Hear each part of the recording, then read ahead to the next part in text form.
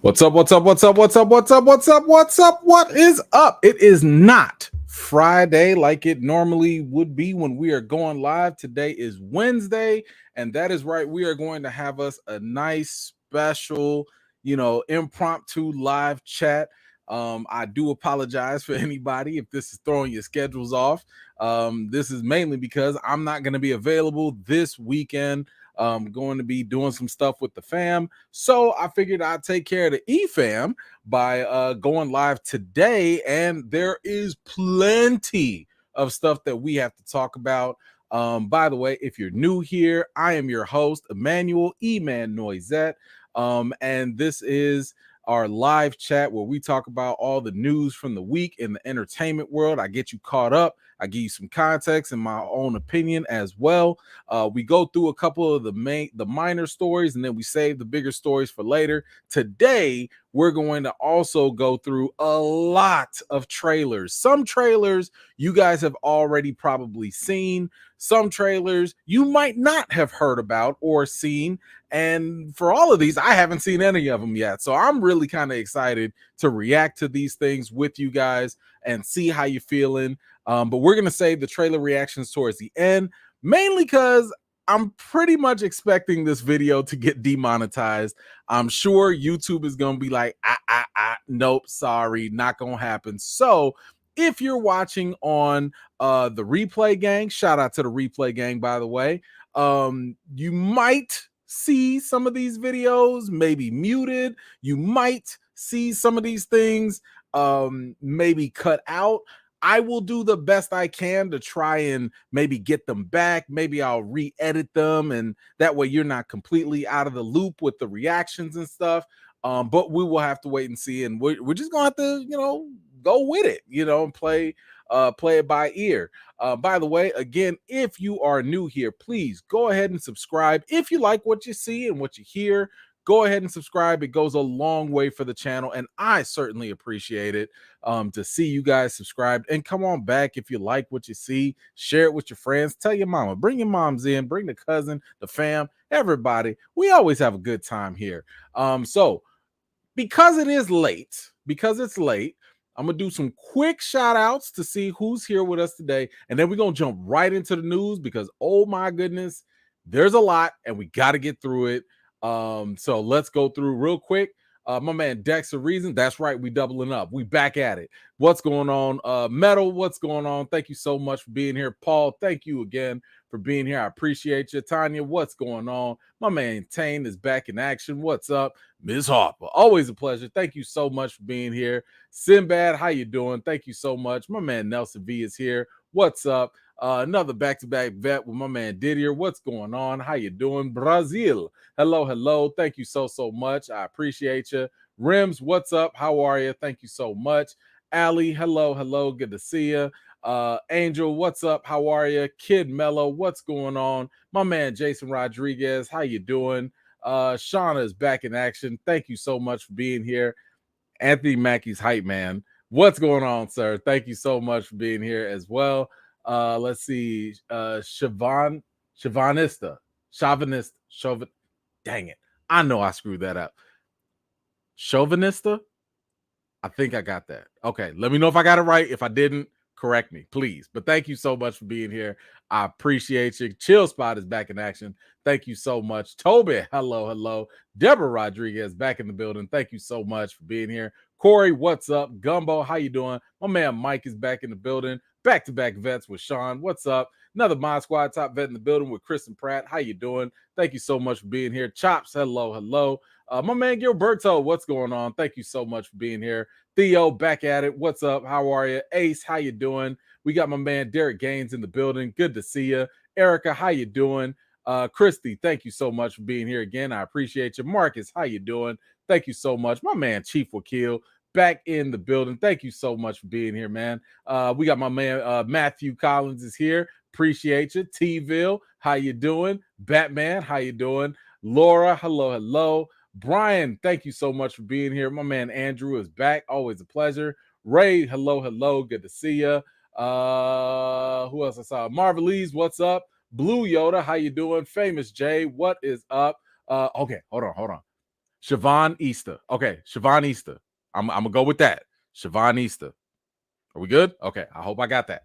I'm slow, so I might not. I don't know. But thank you for that. Zia Latrice, how you doing? Thank you so much for being here. Treese, how you doing as well? Thank you. Appreciate you. Quiet one. See, I mean, it take me a minute, but I remember the quiet one.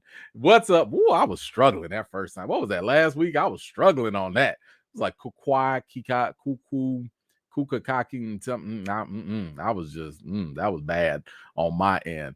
But thank you so much. All right, y'all. So, like I said, we have a lot of news to get through, especially if we're gonna do all of these trailer reactions and and it's late, so I ain't trying to have y'all up past your bedtime. I know a lot of people have to go to work, so let's get to it. So first and foremost, my goodness, y'all, I have been a Street Fighter fan for I don't know how long. Like, I've been playing Street Fighter. It wasn't one of my first games, but man, when I was playing Street Fighter back in the day, I'm talking about like PlayStation, you know what I'm saying? Like, that was my game. And I have been emotionally, spiritually, mentally scarred from that 1990 whatever Street Fighter movie with Jean-Claude Van Damme. That movie was so bad. And when you were a kid and you're watching something, and as kids, we're really, really forgiving. We will watch a trashy, terrible movie, and we'd be like, you know what? It's my favorite. I can't say that with Street Fighter 2. Even as a kid, I was like, this movie's it's no good. This is no good. I don't like it. I didn't like what they did with Ryu. Ken was whack. Guile, I was like, why he got a Belgian accent? I thought he was from America. Because if you play the game, it tell you where the people are from. I'm like, who in America talk like they from Belgium? Like that. Why is Jean-Claude Van Damme in this movie? I was like, is it just because he could do a backflip kick? They ain't had no wires. Nobody else could do this. I was so mad, but it's all we had. It's all we had at that time. And boy, it just really, really pissed me off. But yeah, that's all we had at the time. And this kind of brings us up to the new news that has been brought up, which is Legendary. The studio has apparently acquired live action film and TV rights.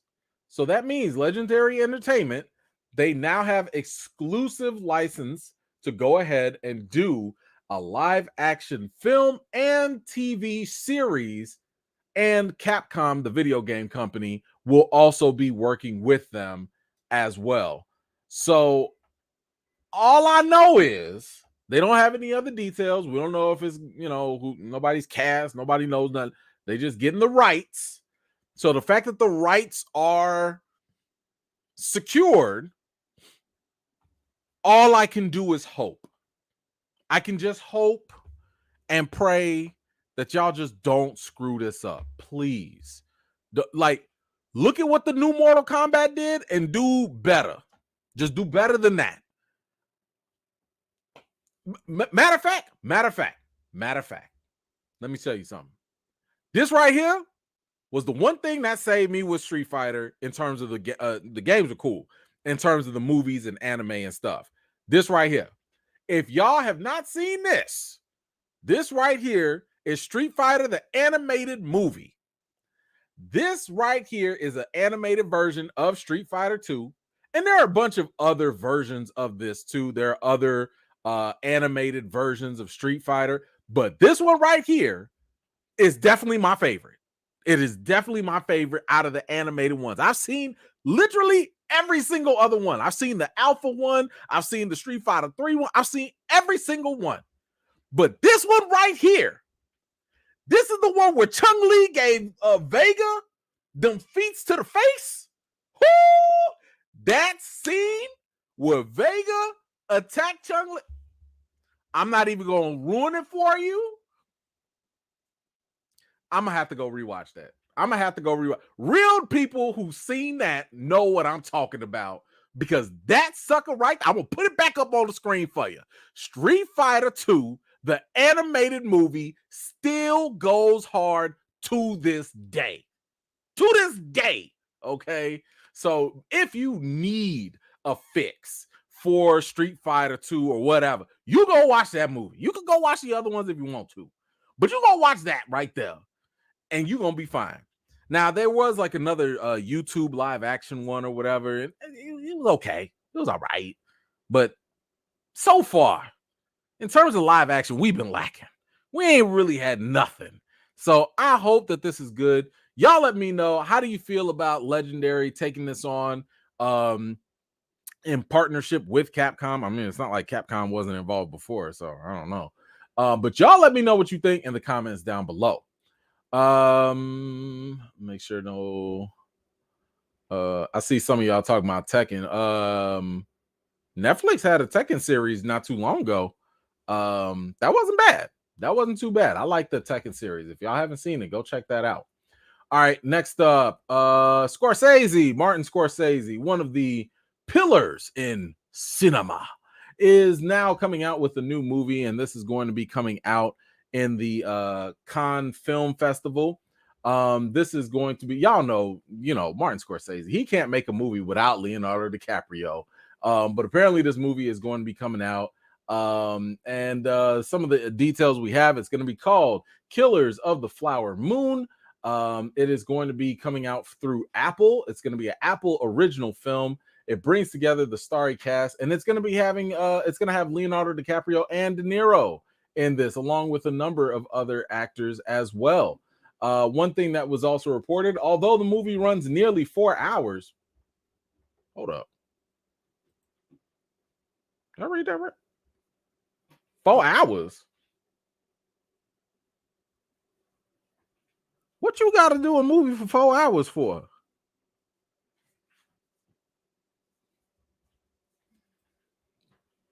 Okay.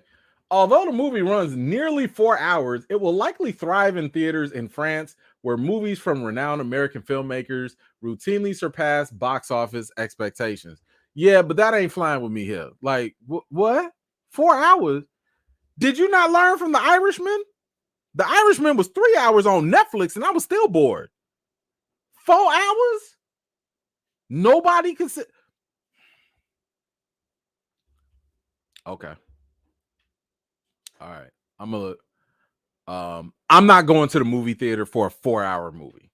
It's already pushing it when you put a movie for 3 hours. And honestly, if you have a movie that's 3 hours long and it's in theaters, then you at least need to be hitting me with John Wick action.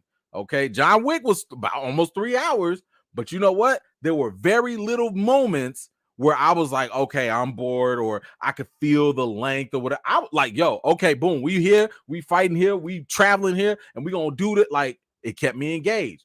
I can't say the same with Scorsese. Scorsese takes his time with some things. And if it's anything like The Irishman, by the way, I don't care whether you love the movie or not. This is my opinion. Scorsese, at least in The Irishman, was boring. That movie was boring. It dragged. I'm not saying it was a bad movie. I'm saying it was boring. As in, there were parts in the movie that I thought had no merit, had no reason to be in there, and just wasted 10 minutes.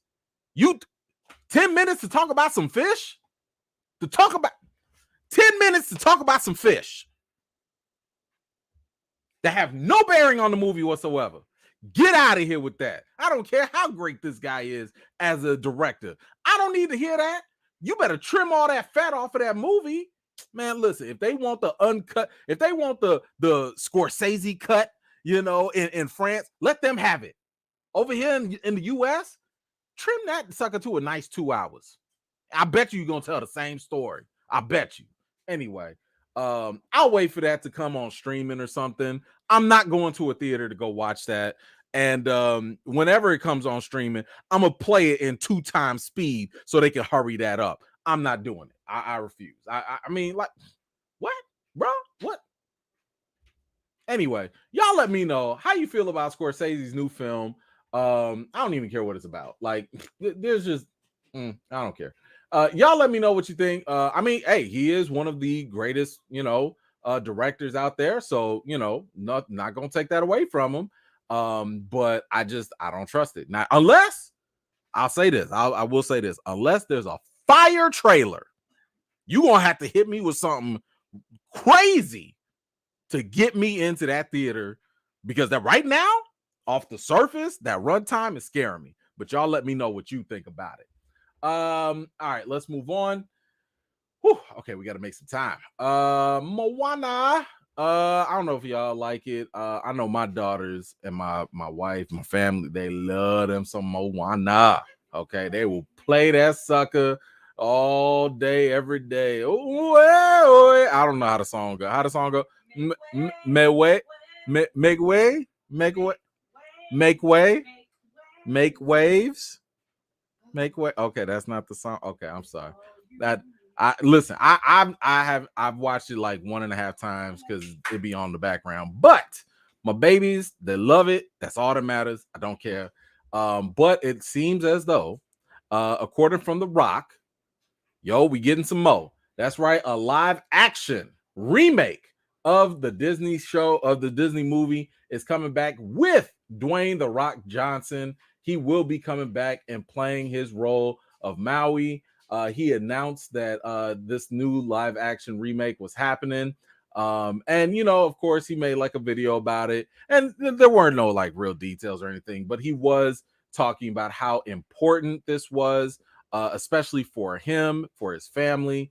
As a lot of the Polynesian roots that he has within his family is a big, huge reason as to why he's been attached to this. So I'm happy for him. You know what I'm saying? Like, I love it when people can do a project that they can personally connect with. And this clearly means a lot to him and his family. So that's cool. That's dope that they're doing it.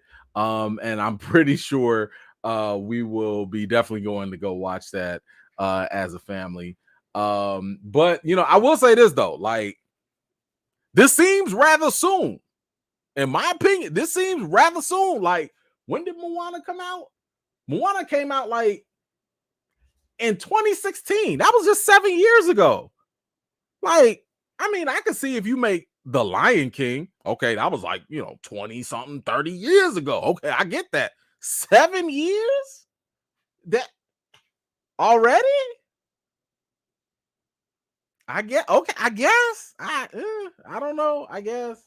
But they are gonna do it. And The Rock's production company is gonna be behind it. $7 production.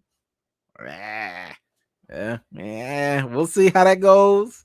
Hopefully The Rock ain't gonna be doing no manipulations or anything like Black Adam. Like, look, hey Rock,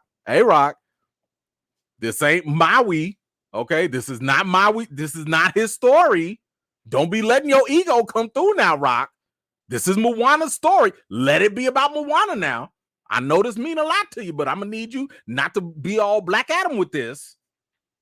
Don't be turning around talking about like, oh, well, Moana need her own story and Maui needs his own story and they can never meet. Don't do it.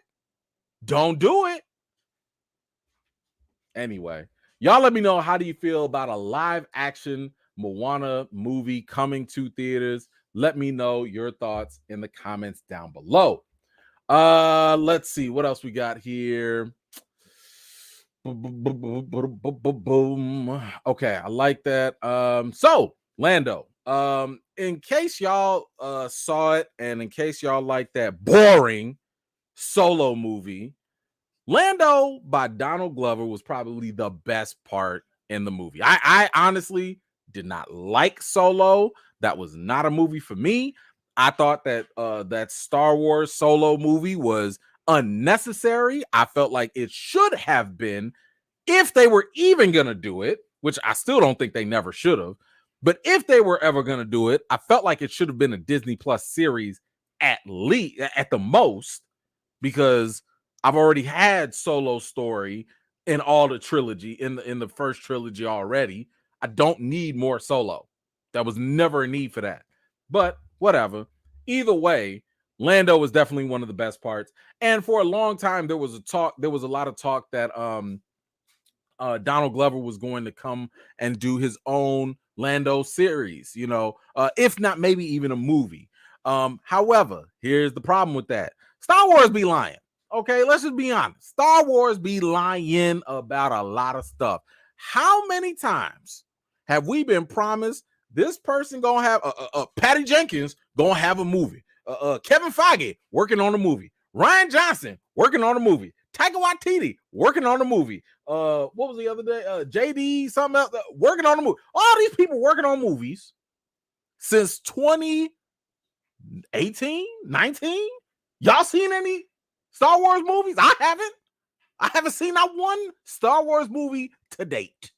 So I have trust issues with Star Wars in general. Now, they have put out fire TV content. Okay, the streaming stuff is fine. But if it's anything movie related, I don't trust you. If you ain't got a trailer and tickets on sale, I don't believe it. I don't care if you sit here and say Steven Spielberg himself is going to do a Star Wars movie. I don't care. I don't care. Because I don't believe you. And you definitely need more people from all the galaxies far, far away. Because apparently it's just never going to happen. So anyway, Donald Glover was recently interviewed about Lando and like what's going on. That's all he had to say. That he was basically talking to Lucasfilm about the return and said, I would love to play him again. The actor confirmed that he is currently talking to Lucasfilm about reprising the role of Lando Calrissian in a future Star Wars project. Not a movie or a TV, but project. He said, we're talking about it. That's as much as I can say without Kathleen Kennedy hunting me down. Man, this ain't gonna happen. No, it's not gonna happen. No. You still in talks? You still in talks? When did Solo come out? When Solo was 2018? It's 2023 now. You still in talks? Bro, it's not gonna happen. Go on and move on. Go on and do that other thing that you was gonna do. It's done. It's a wrap. I am no longer holding out hope for Lando anything until I see it in a trailer. Okay? You still in talk, bro? Stop. Anyway, I don't even know what Kathleen gonna do. What's she gonna do? Make it happen? That's the only option she gonna do. What's she gonna do? Cancel it? Oh no! Like, stop it. Anyway, what do y'all think about a Lando return? Would you like to see a movie? Would you like to see him in a TV show? I think it'd be easier if they just happen to throw him in. Oh man, like I don't know the timeline, so don't quote me. Do you put him in Ahsoka? Do you put him in a flashback in the Mandalorian? I don't know. I'm not gonna sit here and think about all that. But whatever. I'm not even putting no extra faith in none of that. But y'all let me know what you think in the comments down below about Donald Glover potentially being in a Star Wars project. You even think it's gonna happen? Let me know. All right. Moving on.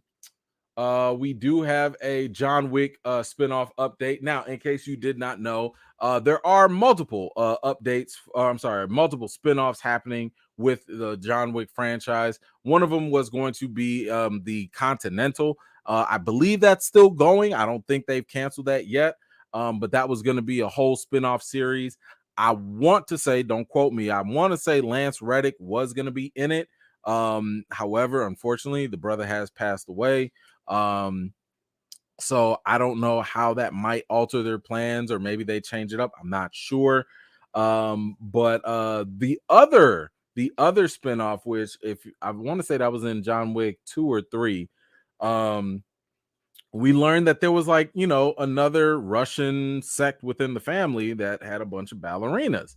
Well, it was announced that Anna de Armas was going to star as the ballerina in this John Wick spinoff, and that is what it's called. It's called Ballerina. And now we actually have a release date for this. It is going to be coming out June 7th, 2024. And Lance Reddick is actually going to be in this. This brother was working all the time. So he is going to be in this. Ian McShane is also going to be in there. And then, of course, you also have John Wick himself, Keanu Reeves. He will be in there. And the only real synopsis that we have about this is that the world of John Wick expands with Ballerina as Ana de Armas stars as an assassin trained in the traditions of the Rusca Roma. So she's a ballerina that's probably going to kick you and kill you while she's on her tippy toes. I don't really know. But I'm excited for it because I've seen her in Bond, and she's really good with the action. She also mentioned that she was doing a stunt with Keanu Reeves, so I guess they kind of, maybe they're fighting, their characters are fighting or something. But one way or another, I think that this will be. I'm looking forward to it. I'll say that I am looking forward to it. Now I will say this though, it is not going to be directed by the same director from John Wick. So, what's his name? Chad Stahelski. He's not directing it. He's just producing it. So the only reason why I get a little cautious about that is anytime you come in with a different director, that doesn't mean you're going to get the same exact flavor in the spinoff. It's probably going to borrow a lot of similar things, but it might not feel exactly the same because maybe it's shot differently. Maybe the tone is slightly different. I don't know. But when you do, like I said, if you're changing directors, expect some other changes to come along with it as well. So y'all let me know, how are you feeling about Ana de Armas in the Ballerina in this John Wick spinoff? Is this something you're looking forward to? Is this something that you're interested in? Let me know what you think, how you feel in the comments down below. All right. Man, we are moving. Oh my gosh. Okay. Invincible. If y'all have not seen Invincible on Amazon Prime, I highly, highly recommend that you do. Invincible is one of the hardest animated shows right now. It is, if you like The Boys on Amazon, Invincible is right there. Like, it's right, to me, it's neck and neck right there. The violence is unheard of. I've never seen so much violence in something before than I have in Invincible. But the problem is, oh my gosh, my goodness. I don't even know, the subway scene is imprinted in my mind forever. I ain't no way I could ever get rid of that imagery. I mean, not even that.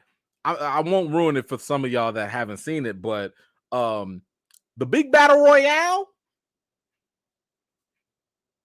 the whole time I was watching that, my jaw was open like,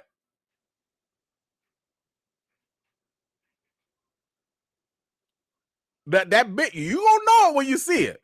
And I know everybody in the chat that's seen it. Y'all know what I'm talking about. But when that big fight happens, I ain't never, and they just went from 0 to 100. Just like that. They was like, nope, flip the switch, bow, bow, bow, bow, bow, violence, blood, gore, guts, everything. Yikes. So, anywho, the first season of Invincible came out, I want to say in 2021. So it's almost been 2 years. Now, animation does take a while. It does take a while for it to develop, but this is taking a long time. Okay. And people thirsty. I'm people. Okay. Y'all need to give me my next season of Invincible, but we do have a slight update. It's a little tiny update from the creator, Robert Kirkman, who, by the way, is the same guy that also created The Walking Dead. And that comic goes hard too, by the way. So he did give a little update for us. And let's get in here and make it a little bigger for y'all. After getting through the 8 episodes of the first season from the animated series in 2021, they had no choice but to wait. Fans had no choice but to wait for a long production period that had been going on for 2 years. Oh, so Robert Kirkman said far enough along in regards to season 2. I'm sorry, hold on. In regards of season 3, I'm sorry. Robert Kirkman said it's going far enough along that there won't be similar gaps between season 2 and season 3. This is the pain. This area right now is the pain for Invincible fans. So once we're through this, once season 2 comes out, hopefully it should be smooth sailing from there on. There won't be this big, large gaps theoretically. He goes on to say, as for season 2, it's going great. I'm seeing full animation now, and we're getting music and stuff to and stuff put into it, and it's coming along really great. I can't wait for people to finally see it. So they can stop asking me about it. Season 2 is confirmed for a 2023 premiere. Whew. Okay. So that's some good news. And that good news is basically, hey, you know what? At the very least, it's been 2 years just to get to season 2. But by the time we're done with season 2, at least we don't have to wait another 2 years to get to season 3. And I'm fine with that. Like, shorten them gaps up, please. Now, don't rush it. Don't come out here with some garbage just to give us a. I know I want season 2 ASAP. I know I want more from this series ASAP, but I will wait for greatness. I told y'all that before. I will always wait if that means you're going to up the quality and make sure I get something good. I don't care if you give it to me tomorrow, because if it's trash, and put it back in the oven. Go back to the kitchen and cook it up, because I ain't playing with that. Now, I will say this. I have heard from some sources that it is very, very possible season 2 is going to come out in the summertime. So I'm cool with that. Now, I'll take that with a grain of salt, because schedules always get delayed, things happen. But from what I was told, summer 2023 is when it's going to come out, and I'm great with that. Give it to me in the summertime. I'm fine. We can make that work. Summer is what? Just 3 more months away, whatever. I'm fine. So y'all let me know, how do you feel about this Invincible update, knowing now that the gap between season 2 and 3 is not going to take another 2 years. It's probably going to come out maybe the next year or something like that. Are you excited for season 2? Let me know your thoughts, because I'm very interested. Let's see. My man Nelson V, is Invincible more violent than Attack on Titan? Yes. I would say yes, only because Attack on Titan will do its violence, but then you'll have long expedition or exposition and dialogue. Like, it's not like the Titans fight every 5 minutes or every 10 minutes. Like, in one episode, you could have Titans attacking or whatever, and that's it, right? In Invincible, people fight all the time. Blood and guts happen all the time. It ain't no sweet thing. Okay, so in my opinion, and I could be wrong, y'all can weigh in on this too, but y'all let me know. I think Invincible has more violence than Attack on Titan. But to be fair, I have not seen the last season of Attack on Titan yet. So maybe I could be wrong. I haven't seen the last season yet. All right. Let's move on. Thank you for that, Nelson. I appreciate that. What else we got here? Oh, so here's another family favorite right here, Shrek.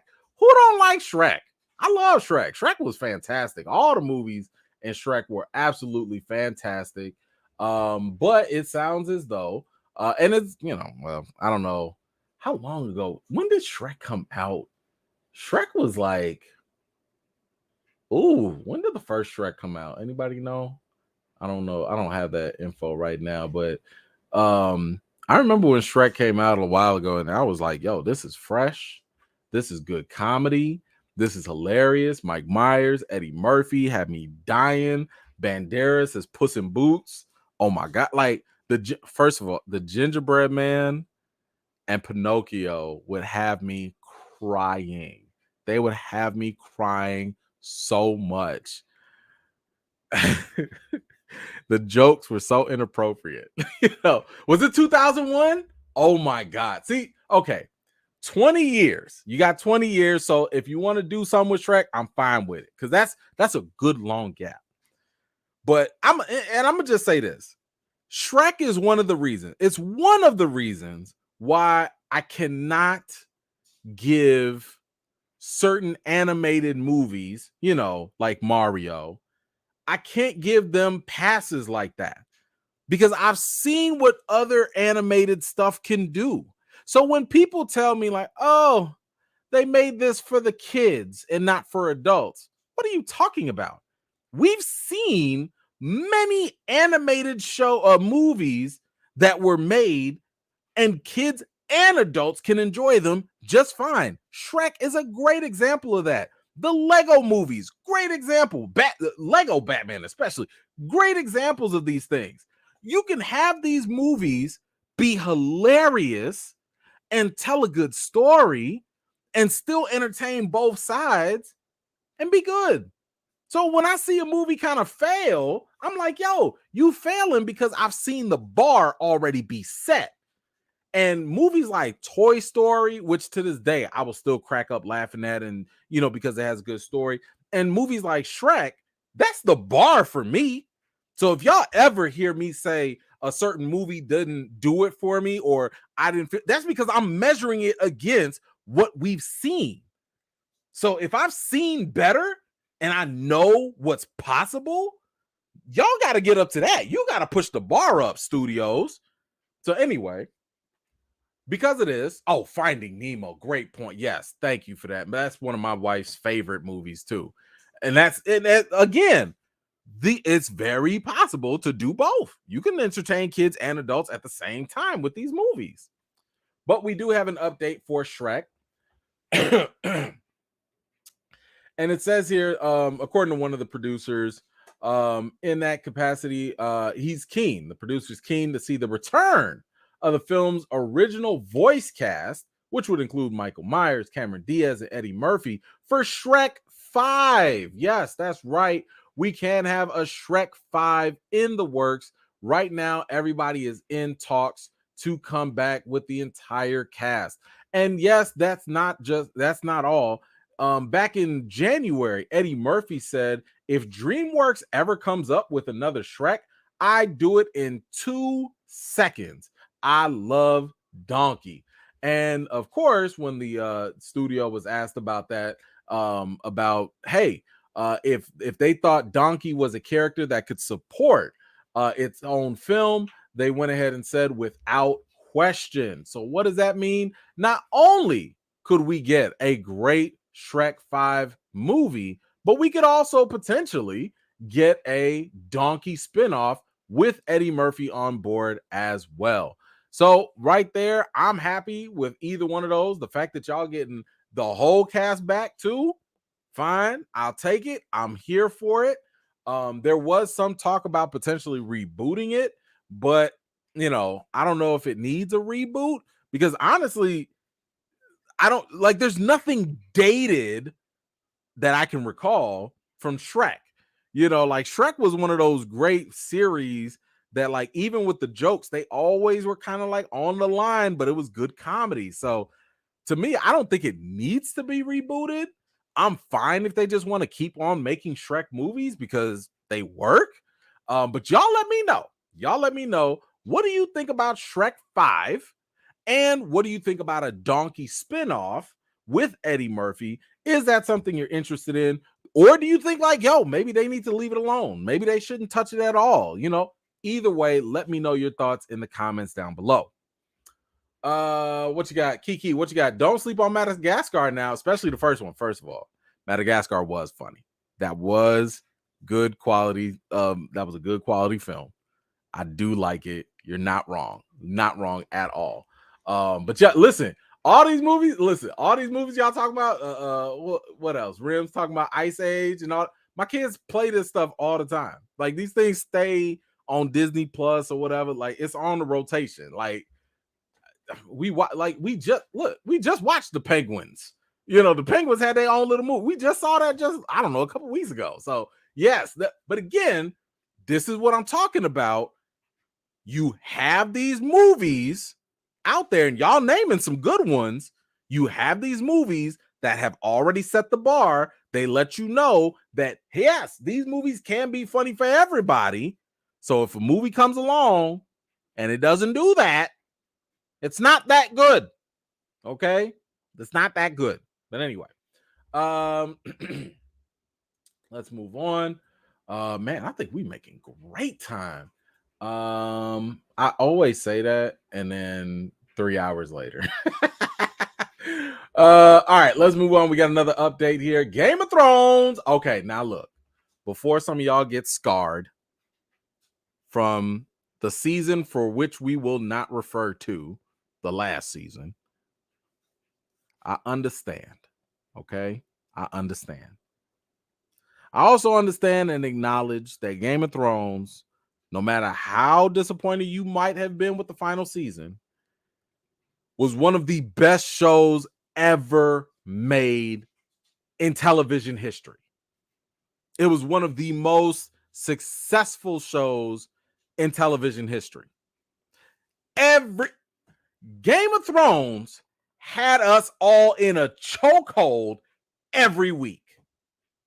And you're lying if you say it didn't. You're lying. Okay? Game of Thrones was so good. Let me tell y'all how good Game of Thrones was. Game of Thrones was so good that people had to brag to let you know that they didn't watch Game of Thrones. How good do you have to be with all the streaming shows and options that we have to go out your way and beat your chest and let people know, I don't watch that? Why would anyone care? Because everybody watched it. That's how great Game of Thrones was.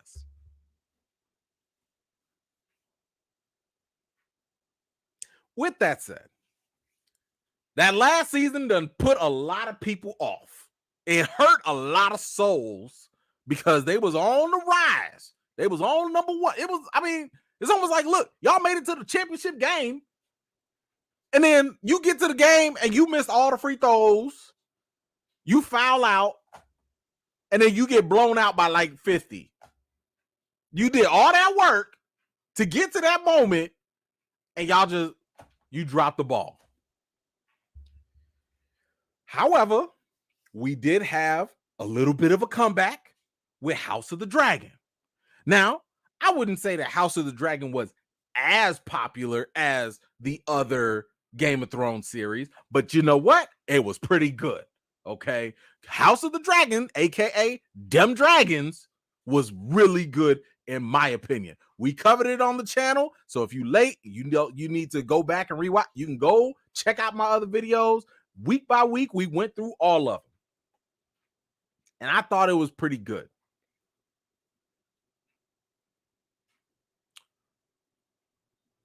So there was always talk, because there's so much material, so much mythos and lore and stuff with Game of Thrones, that there was going to be all these different spinoff shows. There was going to be all these different things that was going to happen. House of the Dragon already was a prequel to Game of Thrones, but there was you could literally do stories about anything. There was talk about going way back, like back in the time, like the Children of Men, or what was it? The fairy people, the grass people, or whatever. They was talking about like going all the way back to when the Night King was first made. Like that, they was gonna go do a story about that. like before the wall was even made. Okay, the big wall, the ice wall. But that fell through, or it just wasn't good enough, which I respect. I respect the fact that HBO was like, you know what? We had multiple Game of Thrones series talked about and speculated and stuff like that. We went through them, wasn't good enough. Matter of fact, House of the Dragon, the next season, we gonna take our time with that. Love to hear it. Go take your time. I'm gonna let them cook. However, we do have something now that is actually in the works, or at least moving forward. And that is a Game of Thrones prequel. And this one is going to be about Aegon's conquest. Woo, that's right. A new Game of Thrones prequel about Aegon the first Aegon Targaryen's conquest of Westeros is actively being discussed at HBO. Sources also say that there may be a feature component to the project, i.e., HBO and Warner Brothers would produce a feature film that would then lead into the potential series, though plans remain in flux at the moment. Let me tell you something. Now these people are cooking. Now they are thinking. Because one of the things that I had said, I had proposed this back when Game of Thrones was happening. And I'm actually kind of glad they didn't do it because they dropped the ball, but they should have done it and stayed with it. But that's a different story. One of the things that I kind of said that would have been a brilliant idea, because it was very expensive to do the shows back then.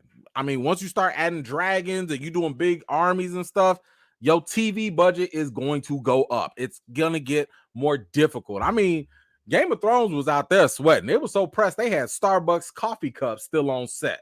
You know what I'm saying? Like they was pressed. Okay, they was real pressed towards the end. I was like, all y'all really need to do, y'all should have taken season 8 and made 1 or 2 movies from those things. Actually get a big budget from Warner Brothers, put 10, 15, 50 million, whatever. You mean to tell me people wasn't going to tune into that? I would have gone to the theater if you would have told me. Now, granted, this is, I'm not talking about hindsight here. I'm saying when we were in that moment before season 8 came out, when Daenerys was out there Dracarysing everybody, I was sitting here like, yo, you put this season finale in the theaters, y'all gonna make $1 billion. Y'all finna go and make bank. Whatever your budget is, you gonna make 2-3 times that. And yeah, it's not like you have to make $1 billion. Nobody's saying that they're gonna sit here and make all this money across the world. I'm just saying y'all definitely was gonna make at least 200. You was gonna make 300 easy in the theaters.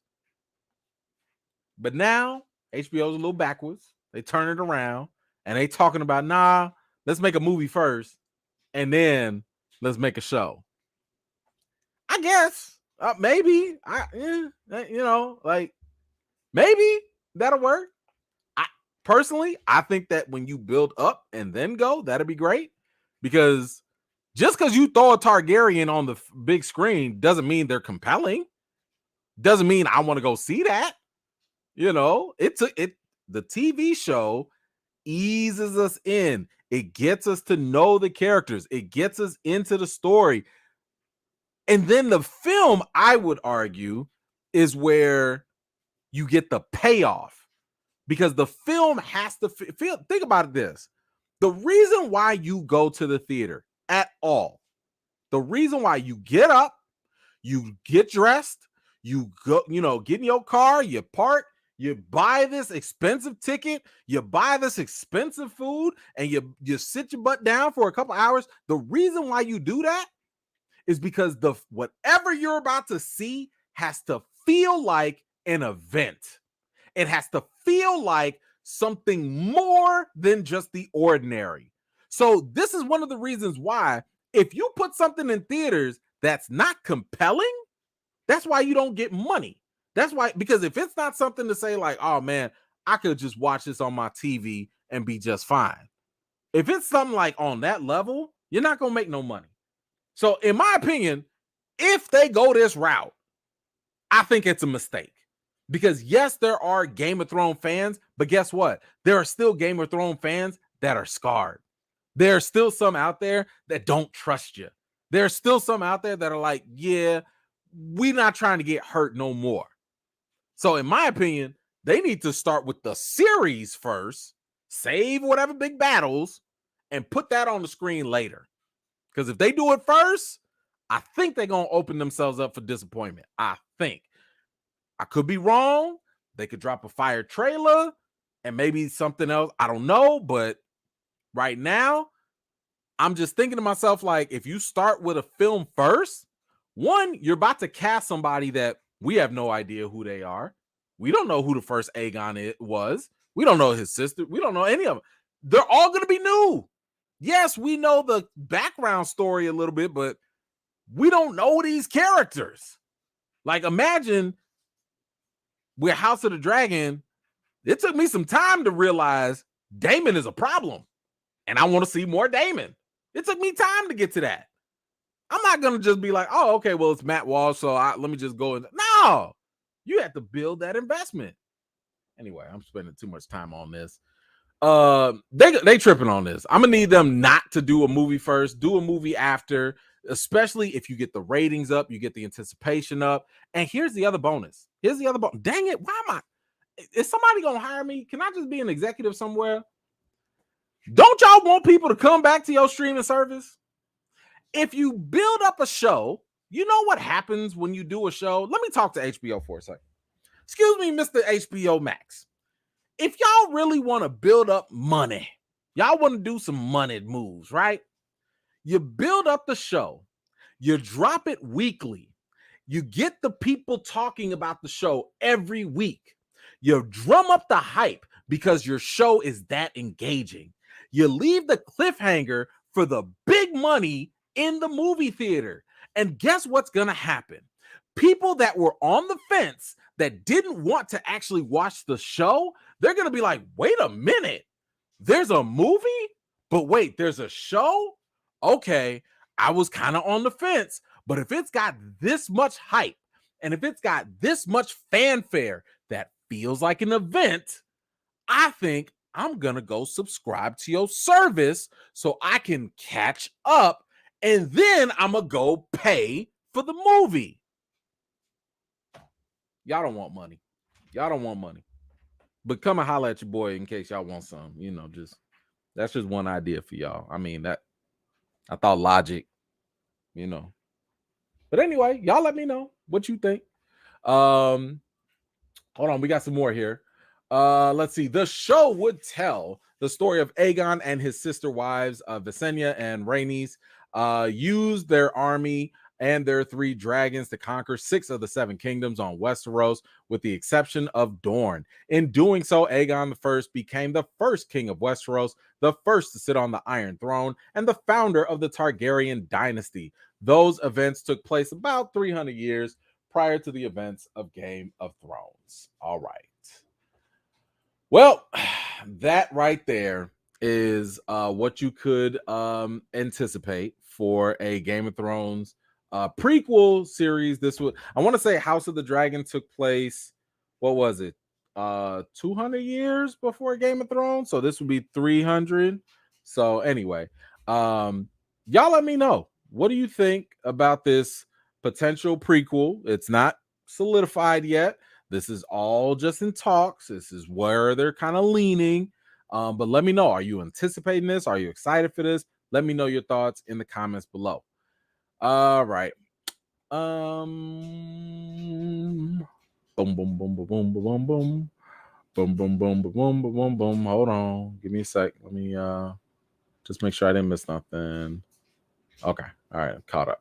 All right. Now I wanted to bring this to y'all attention. And that is that there could be an impending writer's strike. The writer's strike is going to be something that you might not think even affects you in any way, but I'm gonna let y'all know that it could actually affect all of us, and not in a good way. What the writer's strike is, it's basically the Writers Guild of America. That's basically all the writers in Hollywood, right? The TV writers, movie writers, etc. That union is basically saying like, yo, the situations that we're in are not cool. Writers are facing different challenges. We'll talk about some of those challenges. But let me explain to you why that means something for you. Do y'all remember the show Heroes on NBC? Heroes was one of the best shows that was up and coming.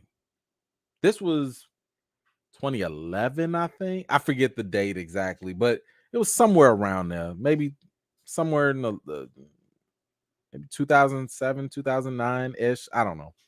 But Heroes on NBC was on and popping. I mean, you could go watch that first season and it still slaps.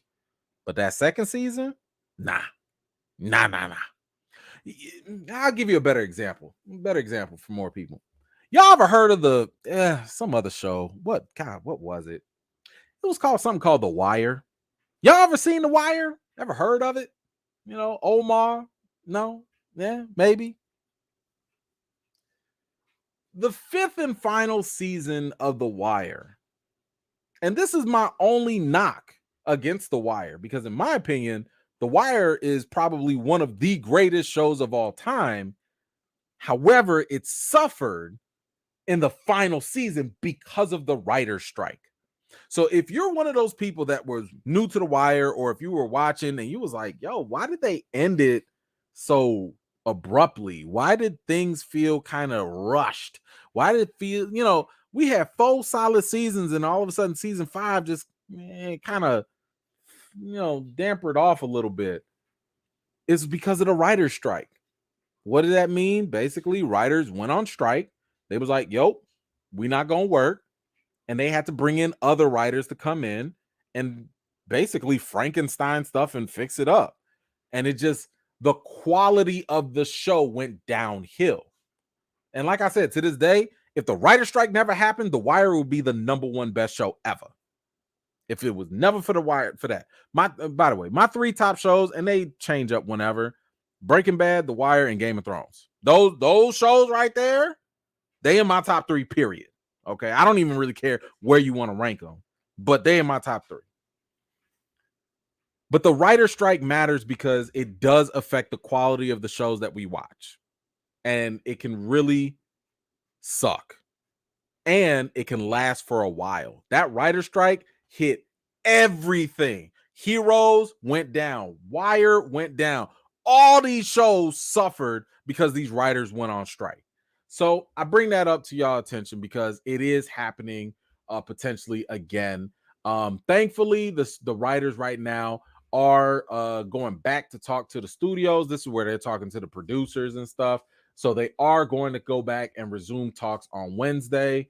It says the WGA and Hollywood's major employers are set to resume contract talks on Wednesday as the sides aim to make progress in sorting through complicated compensation issues and averting a strike. Writers are pushing for a big compensation gains in this round of contract bargaining, as inflation and massive shifts in the TV industry have put a major squeeze on writer income in recent years. The WGA is also insisting that the studios address concerns around the rise of mini rooms in TV series production, which employ fewer writers for shorter periods of time. So, in other words, the way they had their contract, which was like, I want to say it was a couple years. I think it's every 5-7 years. Don't quote me on that.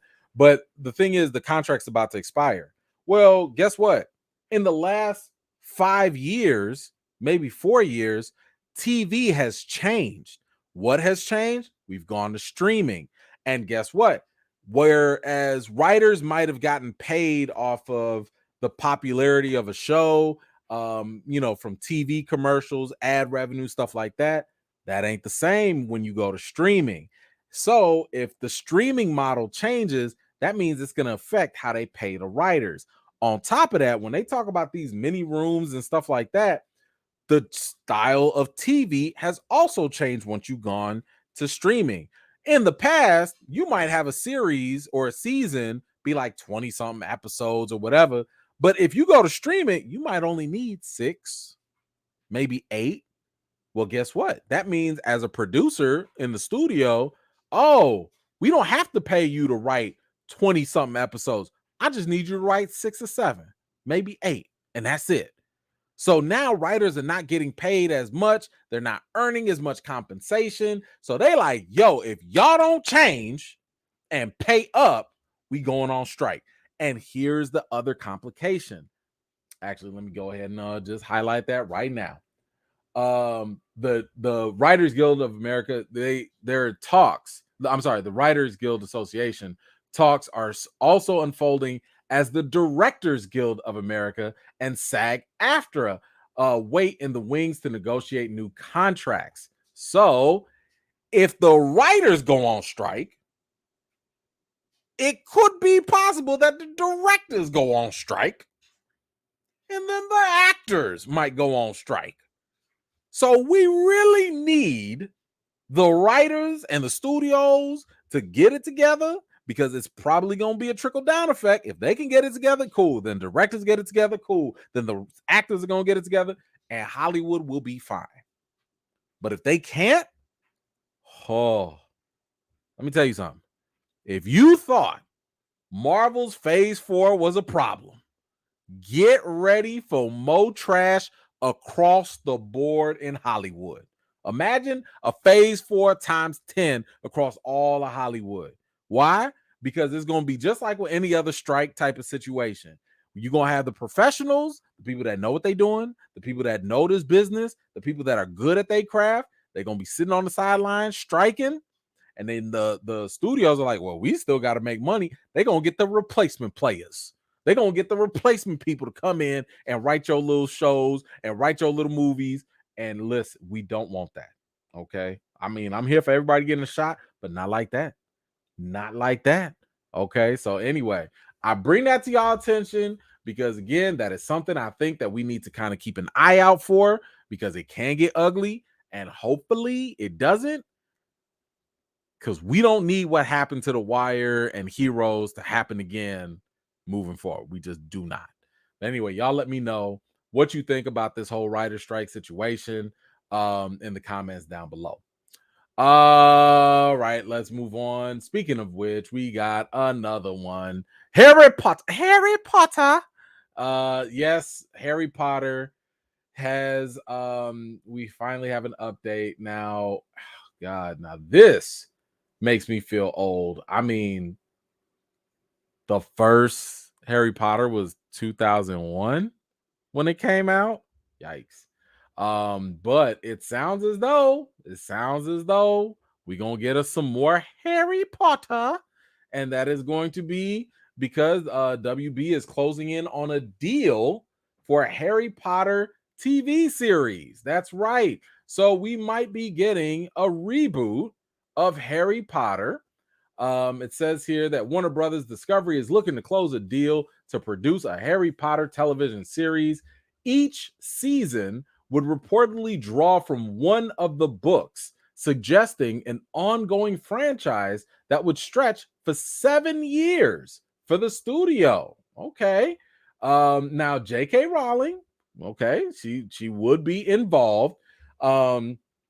Says here that Rowling would maintain a degree of creative involvement with the series, though she would not serve as a primary creator or showrunner. The studio is looking to house the series under its new streamer banner, HBO Max, soon to be combined with Discovery Plus and rebranded under a new name, which is utterly stupid. It is so stupid if HBO ditches the name HBO, because there was talks that maybe they were talking about like, oh, we should call it Max. Max, you gonna ditch the name brand recognition that's been built up for decades for Max?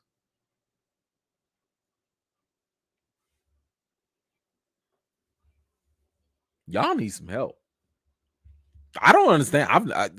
Somebody on them executive levels, y'all need some help. For real. Y'all better keep that thing HBO. Call it HBO Plus. There you go. Free tip. HBO Plus. Just call it that. HBO Plus, HBO Extreme, HBO X. Maybe not that one because that probably that might get taken wrong. In the wrong. Don't do that one. Don't do that one. But anyway, you know what I'm saying? Y'all better keep that HBO in there somewhere. Anywho, it does look interesting though that they're gonna do another one. Look, there's money in the bank to be made. Okay, there's a lot of money to be made if they go ahead and redo Harry Potter. I mean, that's a fan base that's been here for a long time. And if you're gonna redo this and introduce it to a new generation, that could definitely, and it's been over 20 years. It's been over 20 years. So I'm not mad at it, Now I do think that there might be some consternation about J.K. Rowling coming back. I mean, I know people have their issues with her. Listen, y'all go fight about that. I don't really care. I'm not involved in that. But she is the creator, and she wanted to basically be involved to make sure that they make the reboot fair and consistent to the nature of the show. Or the story of the books. So I'm assuming they'll probably just have her in as a consultant, of that nature. But yeah, so this seems like a good idea. Now, my thing is, I've always been interested. I'm like, can y'all do a continuation? Like, I would rather them continue the story after, like, even if you bring back the whole cast, and maybe Harry Potter got some kids. Can y'all give us something new? Or do we have to go through all this again? Because I'm like, I've seen all the movies. I never read the books, but I've seen all the movies. If you just make it a TV show, like, what's the difference? I just gonna go back to the same well again? I don't know. I would like something new that's not Fantastic Beasts, because that was not good. I'm sorry, it just was not. But anyway, y'all let me know. Are you excited for a Harry Potter reboot TV series? How do you feel about JK coming back in a consultant role? She's not going to be a main producer. But yeah, let me know what you think in the comments down below. Hold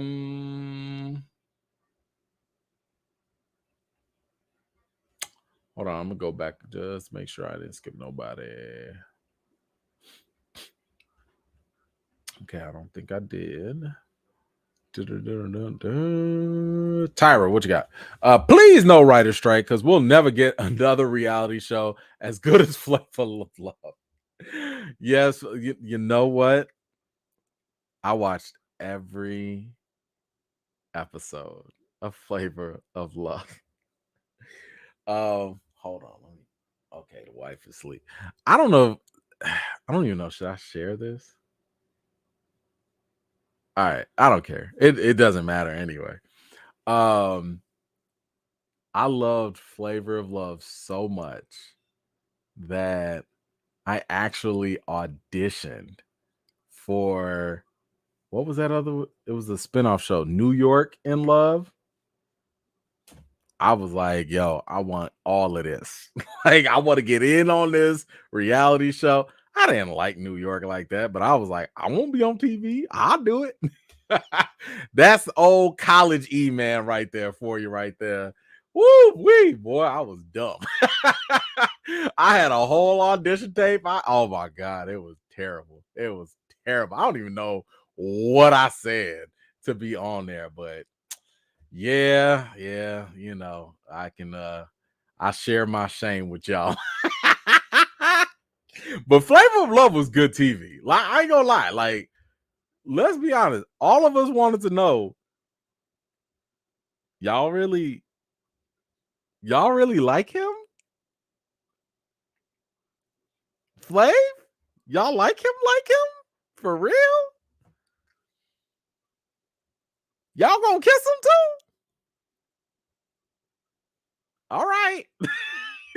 Like, all right, Oh my God. What was that girl's name?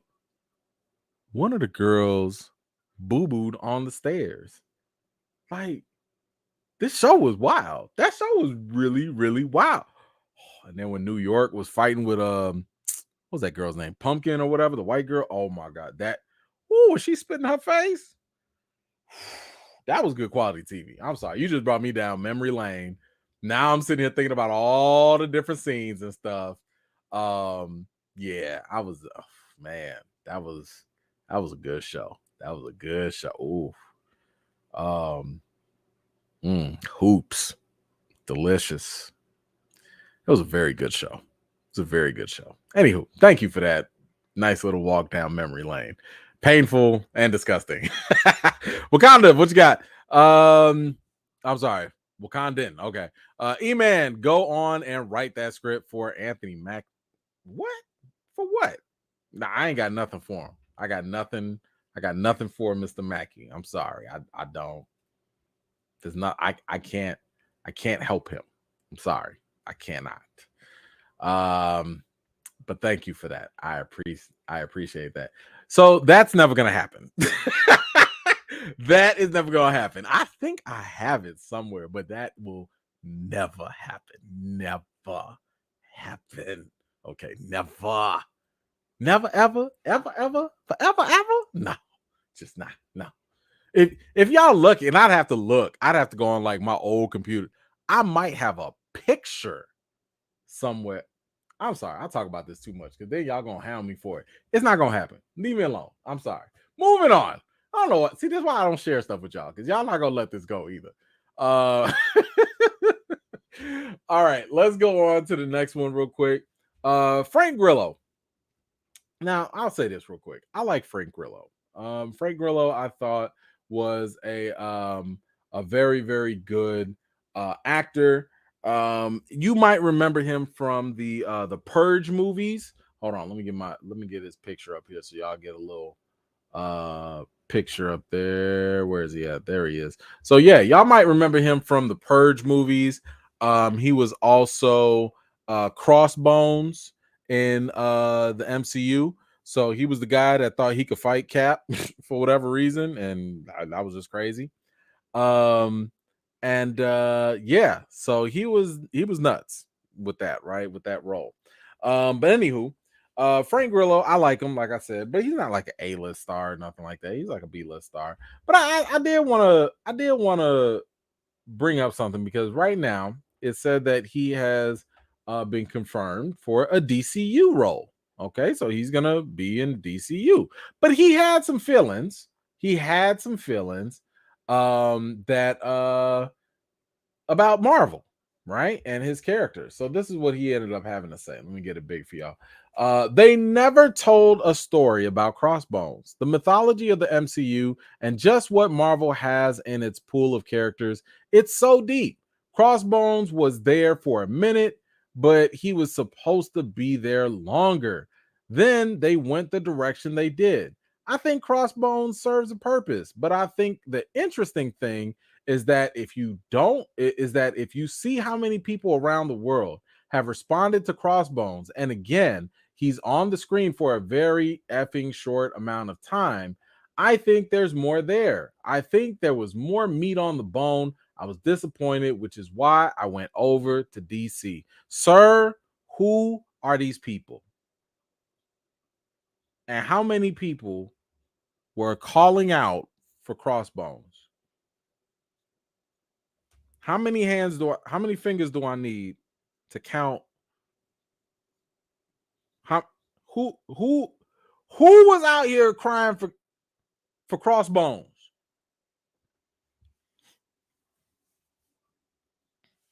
This is one of the problems that I do think some actors and sometimes the studios have. Crossbones was I don't even think he was a C-list character. He was a D-list character. Like, bro, you played a D-list henchman, a D-list villain. And don't get me wrong, you played him very well. I thought he did a good job with him. But nobody was checking for Crossbones. I don't know who these 10 people are that you talk to, but nobody was sitting here raising petitions. Nobody was making Crossbones trend online. Nobody was writing all these, crazy, deep, multiple think pieces on why Crossbones got to come back. I ain't seen nobody talk about release the Crossbones cut. What are you talking about? At some point, I need you to go back and just realize that role just wasn't that deep. Because here's the thing, even if there was something deep about that role, even if there was other plans to go about it, that doesn't mean it would translate well on film. What do I need to see more Crossbones for? For what? For what? Who you finna fight? You can't match up against Cap. The only difference with him is just the fact that he can't feel pain or whatever. Cap can still break your bones. Like, you still gonna get beat. You just won't feel it. What's the point of you coming back? What's the point of this character what you think we gonna do? Do a deep dive into his character? For what? At some point, I'm gonna need you to talk to your agent and just be like, look, if I'm gonna get a role, let's make sure this character is deeper than, I don't know, don't sign on for no characters that don't have their own source material and headline comic. Somebody can correct me if I'm wrong. I have not seen a successful Crossbone leading comic. I haven't seen a Crossbone animated series. Like, what made you think Crossbones was finna translate and be like the next thing? Anywho, he is going to be in the DCU, and I think that the leading suspicion is going to be Creature Commandos. Creature Commandos can be possible for him. He might play one of these animated characters, and you know what? Good for him, right? And I would say that one possible thing is that James Gunn did say that even for the animated stuff, the same people that voice the characters can also transition and become the live action versions as well. So, hey, there you go. I hope that whatever negotiations you made, they make sense. I hope that they are as long term as you think they should be. But Crossbones ain't the hill nobody should be dying on. That's all I'm saying. It's just that ain't it. That ain't it. Anyway, y'all let me know, what do you think about Frank Grillo going to DCU? And let me know how deep and extensive you guys were cheering on for more Crossbone stories. Let me know all that in the comments down below. All right. 60 plus, thank you so much. I'm late. You ain't late. You all good. No live Friday night? No, unfortunately, no live on Friday. At least not right now that I know of, because I'll be traveling. I'll be doing some things. So I can't commit to that, and I didn't want to leave y'all hanging. So if anything, I'll try and break up some of these videos for y'all too, if that helps. All right, let's move on. Yeah, okay, let's do this one. Speaking of Crossbones' big enemy, Captain America. Captain America, as you guys know, right now is being played by y'all boy Anthony Mackie, aka Sam Wilson. But the character has been brought to prominence right now because of Chris Evans and his portrayal of the character in the MCU.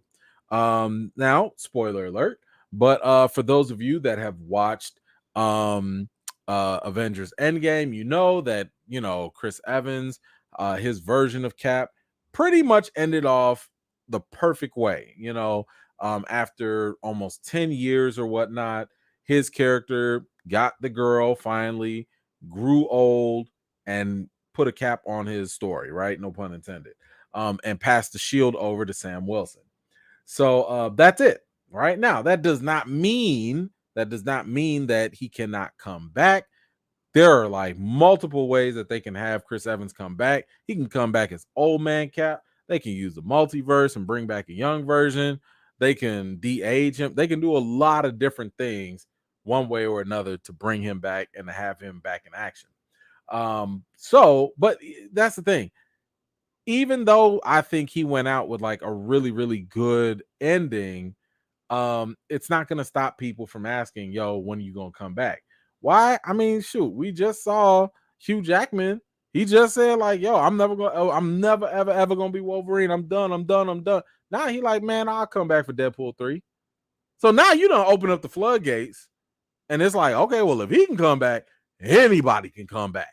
So this was also brought to Chris Evans' attention because the actor was recently at C2E2, the comic convention, and he was asked about this. And by the way, I almost forgot. Actually, I didn't forget, but just to let you guys know, I was at that convention. I went to C2E2 and I went with my daughter. And if you followed me on Twitter, I was asking you guys for some ideas because I wanted to set my daughter up and prank her again, right? So the first time, if you've been following, and I'll post some links later, I had Tom Holland prank my daughter and take a picture with her, right? And I told the story about that in another video. This time, I needed her to meet Chris Evans, and we got a chance to meet him. And I will tell you that story in a separate video. So I'm going to work on that video and set it up and tell you because there were a lot of challenges this time around. And it wasn't as easy to prank her. So I'll let y'all know about that. But I was there at C2E2. And while he was there, this is what he ended up saying when they asked him about the role of coming back as Captain America. He said it's tough because, look, I love that role deeply. He means so much to me, and I really do. I think there's more Steve Rogers story to tell, sure. But at the same time, I'm very, very precious with it. It's like this little shiny thing that I have that I love so much, and I just don't want to mess it up in any way. And I was part of something that was so special for the special period of time. And in a way, it really landed so well. As much as I'm connected to that role and love telling those stories and working with those people, it doesn't feel quite right now. There it is. So you're saying there's a chance. Yes, this man said right now. Right now. He didn't say ever, and he didn't say never. He just said right now. Now, what does that mean? Now, does that mean he gonna come back anytime soon? Maybe, maybe not. We don't know. I don't think it'll be soon because let's be honest, Sam Wilson ain't even got his run yet. He has not even had the opportunity to showcase what he can or can't do on the big screen yet. We do have Captain America 4, New World Order. I believe that's coming out in 2024. They're shooting it right now. A lot of people think it's going to be another Hulk movie.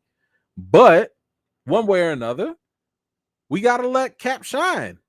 You got to let Sam Wilson have his shine for now.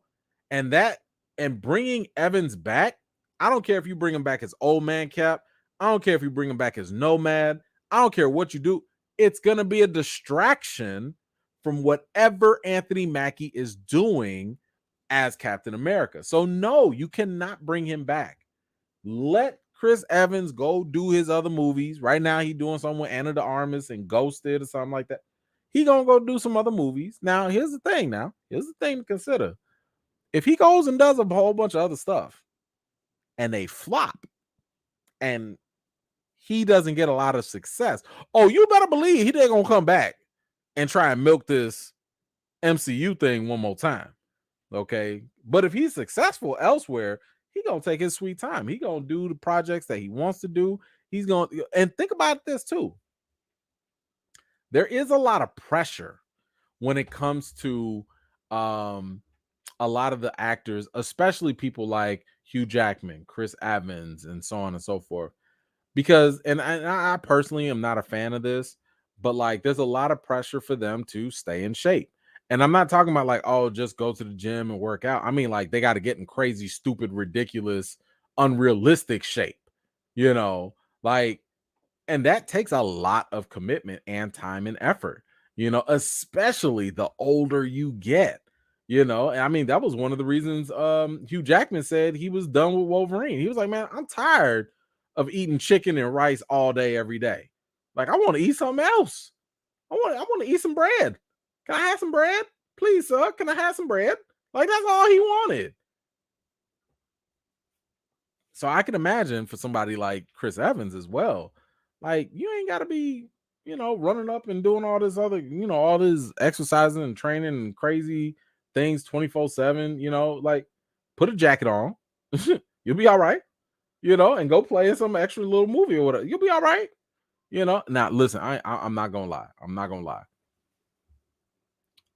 So I did get a chance to meet him at C2E2. I didn't know, when you watch Captain America, the first Avenger, and you see him get out of that machine and his pecs are just like all huge and he got all the muscles and all this stuff. I'm sitting here thinking like, yo, Chris Evans is a monster. And I'm walking up next to him. I'm like,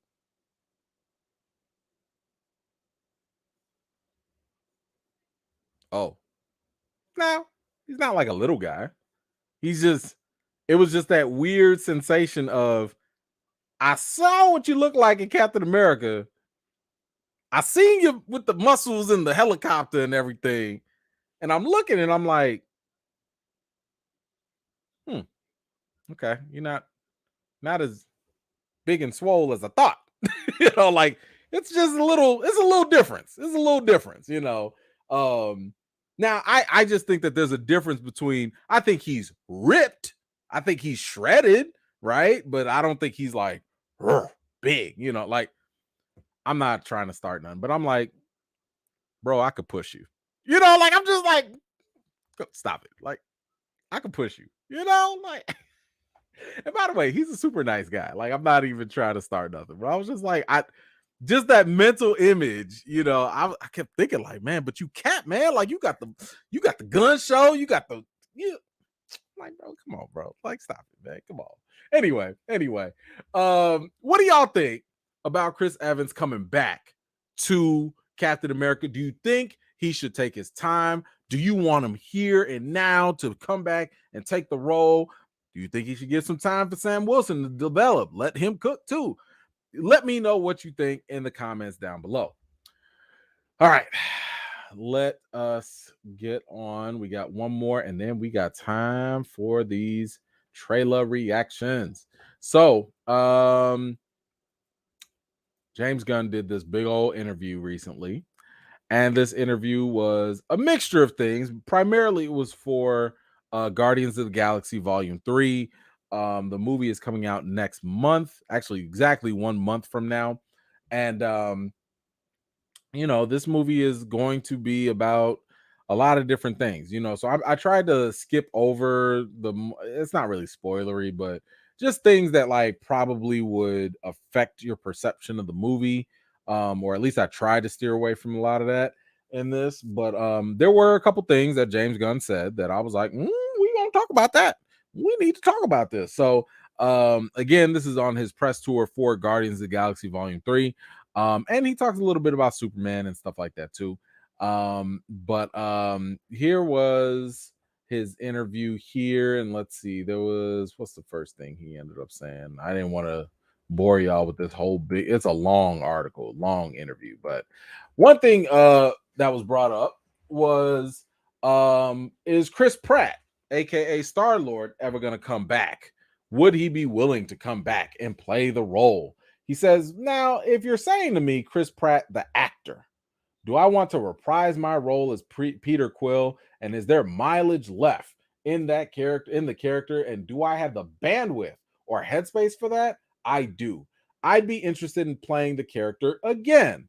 So that's this now. I didn't want to read his previous comment basically, but let me just kind of give you a little context there. Basically, he was also saying that, like, look, there's a lot of talk about like how this movie is going to end or whatever, and he was like, I don't want to feed into any bit of the speculation of maybe Peter's going to die, maybe he's not going to die. The character, they can do whatever they want with the character. He was just basically saying at the end of the day, I'm still open to coming back as Star-Lord. And you know what? I'm fine with that because I actually think he's really good as Star-Lord. I thought, especially in the first movie, he was fantastic in that role. So I'm here for that if that's what he wants to do. Let's see. There was some more here. Let's move on. Gunn was taken back. Oh, y'all got it. I like this. Gunn was taken back by the ending of 2019's Avengers Endgame, which had Chris Hemsworth's Thor going off with the Guardians, a plot point that clashed with his already written Guardians 3 draft. He says they chose to have that ending in editing, and I didn't think it was gonna be in there. Ooh. So I just wanted to highlight that for y'all real quick because a long time ago, when there was a certain campaign going on, when people were under the impression that when post-production is wrapped, when filming is done, Marvel can't change no endings. Marvel can't do something different with the movie once it's done in production. And I used to say multiple times, Marvel can do whatever they want. Marvel can edit and change things all the way to the very last minute. And I just wanted to make sure I highlighted yet again an example of the fact that James Gunn had a whole script for volume 3 and how volume 3 was going to happen. But Marvel was like, nah, we going to do something else. And here's the thing, James Gunn already saw what they were doing with Endgame. He was like, oh, okay, I see y'all. Cool. And then in editing later, after the fact, so this is when James Gunn was gone. He was doing Suicide Squad. He was out. He was whatever. They changed it in editing. They changed the whole ending. And what he's talking about is basically Thor going off with the Guardians. Because James Gunn was like, that wasn't in my first script. That's not what I gave y'all. That's not how that's supposed to transition. Marvel made that decision after post-production to change the ending. Why? Because Marvel can do whatever they want. So whenever you see something put on screen, it's because decisions were made. And usually, as these directors tell you, Marvel will do things all the way to the last minute. Just letting y'all know how the industry works. I'm letting y'all know how Marvel works. So back when I was telling y'all that Marvel had the chance, Marvel had many opportunities to do things. I had all these people, but man, the production is done. They're not doing any more reshoots, man. They can't recast. They can't change the ending, man. What are you talking about? I know what I'm talking about. And I say that humbly because I sit here and I report what these other people that work for Marvel tell you. I don't make this stuff up. I'll tell you when I'm thinking about something. I'll tell you if I'm just pontificating. I will let y'all know that.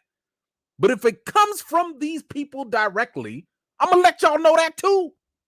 I'm going to let you know.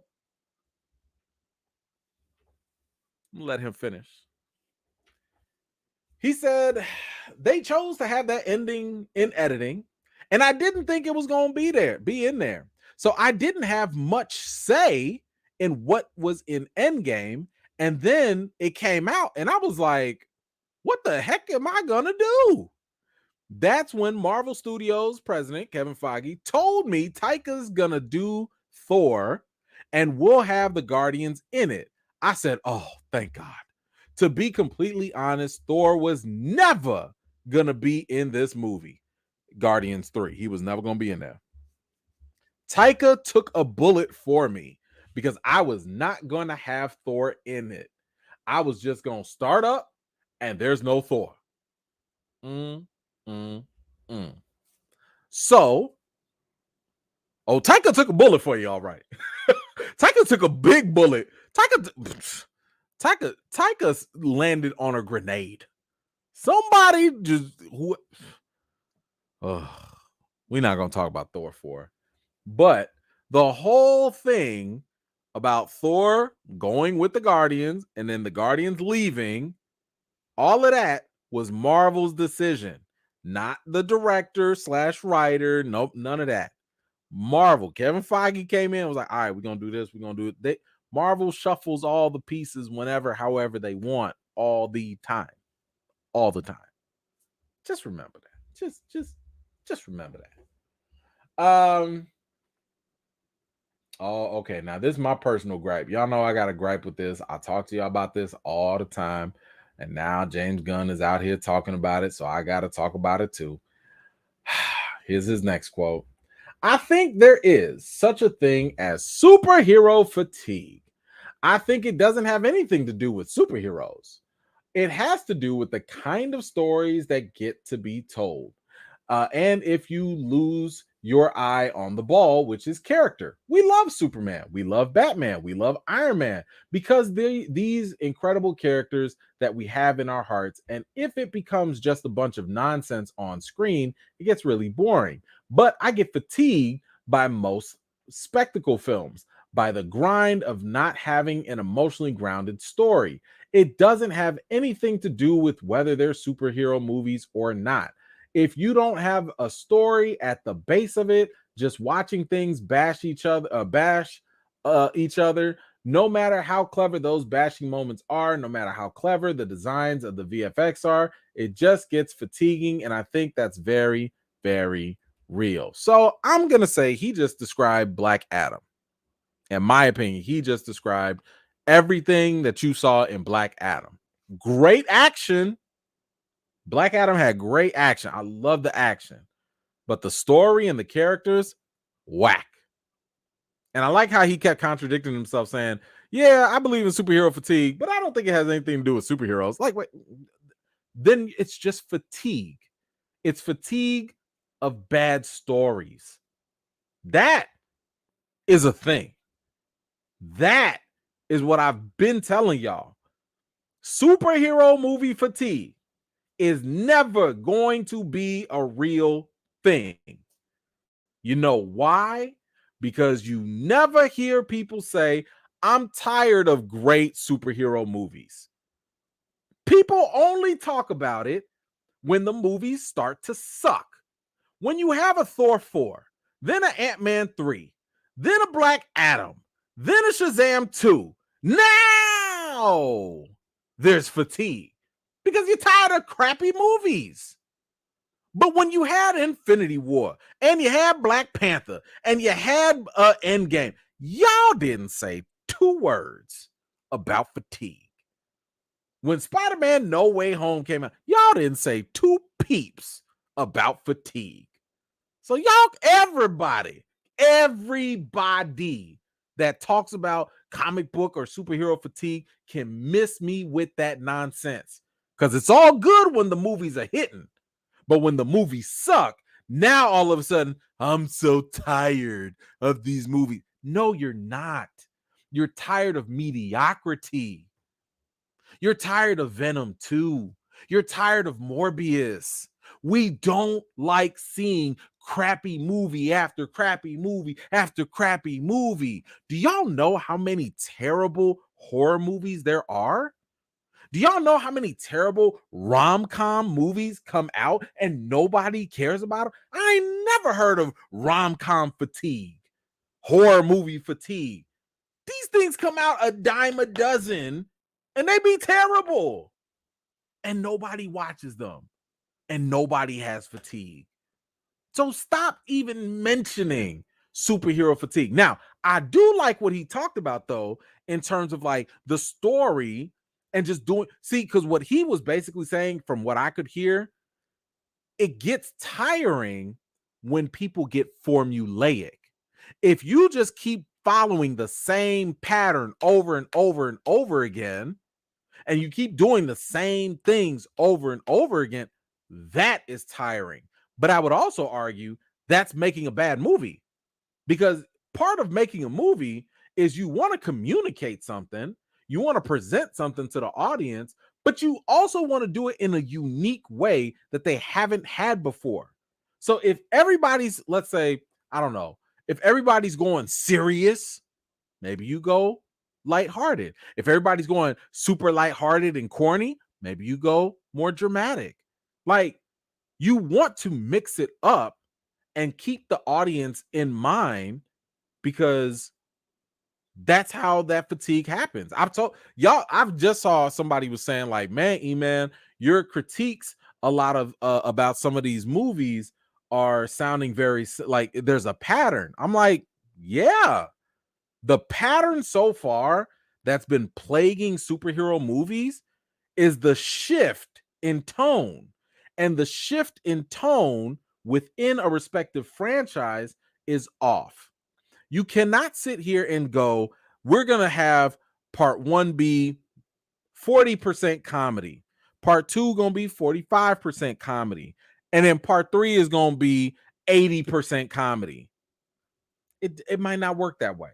Or you can't go, all right, well, we're going to have part 1 be serious, and then part 2, we're going to make that a comedy. Aquaman. Like, it's not, when you change it up like that, it doesn't work. Now, if you come out the bat like that, if that's the way you start, like Deadpool comes out, boom, it's like 90% comedy. Second movie, 90% comedy. Third one is probably going to be 90% comedy. That's okay, because our expectations are leveled and we know what to see and what to expect when we get in there. Now, one thing, let's say Deadpool could do, it could go serious, and that'd be fine, but you can't go from like serious to comedy. Now, the one exception I would say is Thor Ragnarok. Thor Ragnarok was probably the one, that movie that like you had 2 serious movies and then you went real comedic. But the problem is, and the reason why that didn't really count, I think, as like I think that's more of an exception and not the rule. It's because the bar was so low. Them Thor movies were so bad, they had to shake it up. They had to do anything that wasn't a mess to make it better. So that's kind of what happened. You know, they that worked, but that, again, like I said, that was an isolated incident. It didn't work for Ant-Man. It didn't work for Shazam. It apparently it looks like that's where Aquaman is going. I think that's a mistake. So I agree with James Gunn in terms of saying that, like, yeah, we can't keep doing the same stuff no matter how much action is in there. Because I've told y'all this too. Action does not matter. Like, action is a nice topper, right? It's the frosting on the cake. It's the little, sprinkles and stuff. It's good, but it's not filling. You don't go in there being like, oh, let me just get the topping and that's it, right? The story, the character, that's the foundation. That's the basis. And if you don't have that, and if you substitute the story for stupid, cheap jokes just to get the audience to laugh, MODOK, you're not gonna win out. So I agree with him on that front, but I don't agree that it's a superhero fatigue thing. That's just not really the case, like, at all. He goes on to say, let's see. This was about the DC roles and whether Chris Pratt should play Booster Gold. It says fans are specifically pushing for Chris Pratt to play Booster Gold, who is a charming rogue type hero who time traveled from the future. And while the actor hasn't discussed it with Gunn, Pratt says, if James thought I was right for it, then I would have to consider it. Okay, that's cool.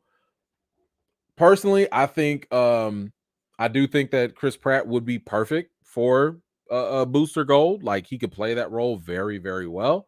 I would have no problem with that. I'd have no problem. What else here? Gunn also talked about what he learned from Guardians. He said, I learned so much from making these movies, but it's not like Superman is going to have exactly the same vibe as a Guardians movie. It's actually quite different. Well, sir, I'd hope so. Like, we've already had an emo Superman. Like, that's not, no thank you. No thank you. Give us somebody uplifting, inspiring, something. Give me a reason to go back to the theater. Give me, I'm not saying tap into Christopher Reeve vibes, but you got to give me something else, because right now Guardians is not really Guardians doesn't look all that uplifting. It looks kind of sad. Everybody like, oh man, he finna kill Rocket. Oh man, somebody gonna die. Oh man, it's the end of the team. Oh man, this is like it. That's looking like real emotional. I'd hope Superman had a different vibe, please. He does go on. He has some more here to say. He says, I really want Marvel to keep making good movies. I think it's really hard in the wake of the blip. There's this worldwide, universe-wide event that happened, and in truth, everybody would be stark raving mad at this point. So it's hard to write stories in the wake of that, which is why the Guardians movies have been easier, because they're set outside of that a little bit. How are the Guardians set outside of the blip when this happened across the entire universe? Like, everyone was affected. Everyone. Now, I agree, it's definitely difficult to write about post blip, because in my opinion, Marvel has messed up by not talking about and showing us what happened during the blip. You have 5 years 5 years of just stuff happening.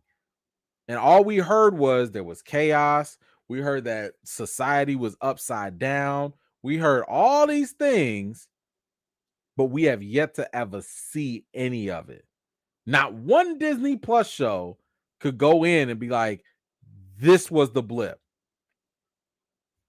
Everything was weeks after, months after. And I get it. You wanted to catch up, but I'm like, there was a lot of story that could have been told.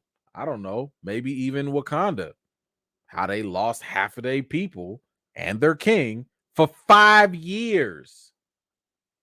5 years. What y'all do during that time? I'm not gonna get started. I'm not.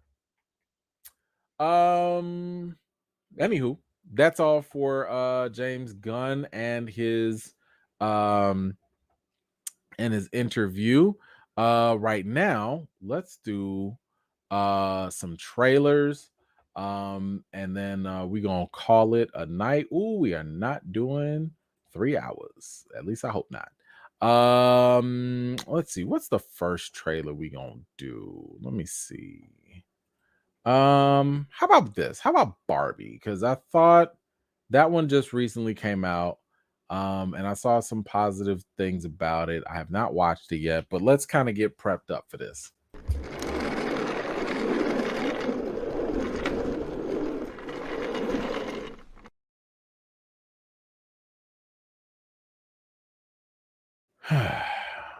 Okay.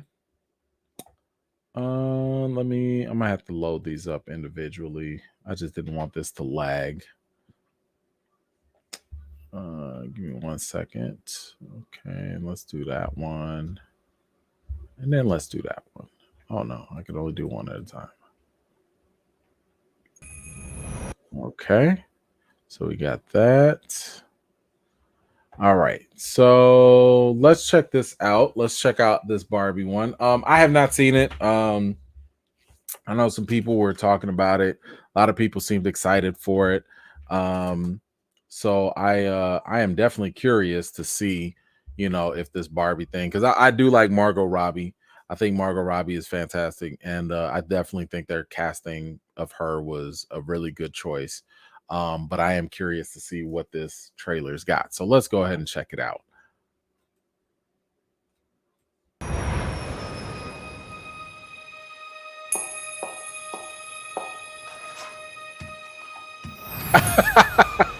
They got the feet. Hi, Barbie. Hi, Ken. Hi, Barbie. Hi, Barbie. Hi, Barbie. Hi, Barbie. Hi, Barbie. Hi, Barbie. Hi, Ken. Hi, Ken. With the radio blast and goes cruising just as fast as she can now. I thought I might stay over tonight. Why? Because we're girlfriend, boyfriend. To do what? I'm actually not sure. And she'll have fun, fun, fun, fun, fun. And she'll have fun, fun, fun, fun, fun. And she'll have fun, fun, fun, fun, fun. Okay, ladies, let's do this.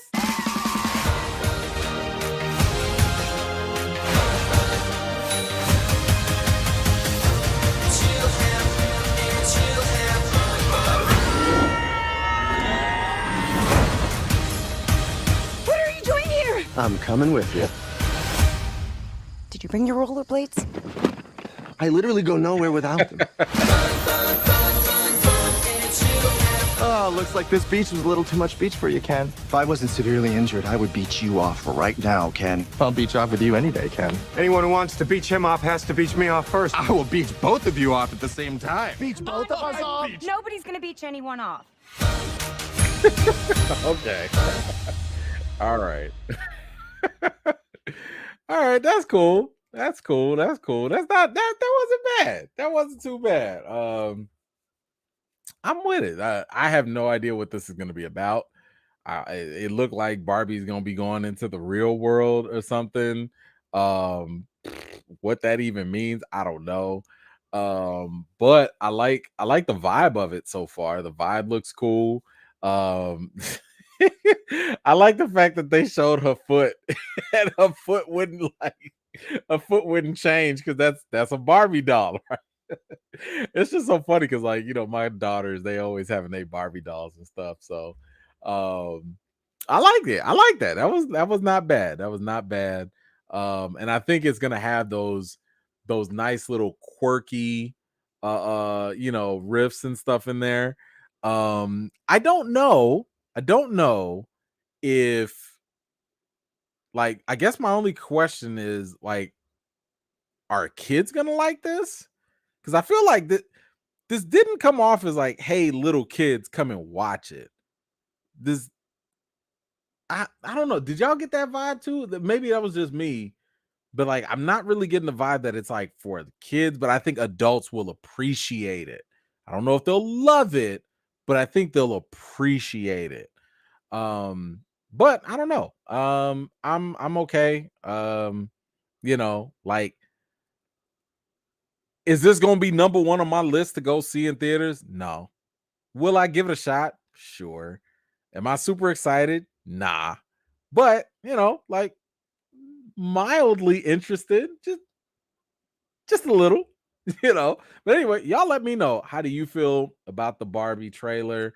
Like I said, I think it's okay. It's cool. Got it lighthearted, looks fun. I like the little jokes they threw in there. I don't know. Y'all let me know. Oh, Will Ferrell was in there too. He looks hilarious. But y'all let me know what you think about it in the comments down below. All right. Let's see. All right, what else are we gonna watch? Oh, okay. How about this? Blue Beetle.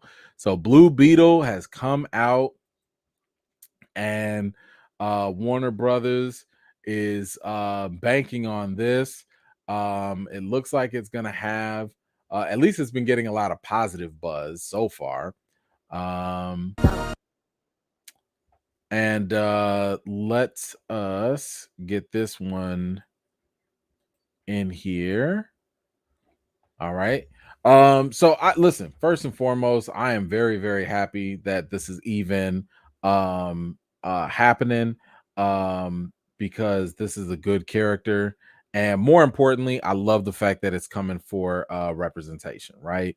You have DC's first Latino live action movie hero, superhero, and that is awesome for the superhero, for the Latin community, the Latino community. I'm very happy that they can have that. I hope that they, feel whatever sense of pride and joy that I felt when I saw Black Panther, or how some women felt when they saw Wonder Woman or whatever. Like, a lot of it is not about being exclusionary to other groups or nothing. It's about saying, like, hey, everybody can have a hero that they can relate to, and that's okay.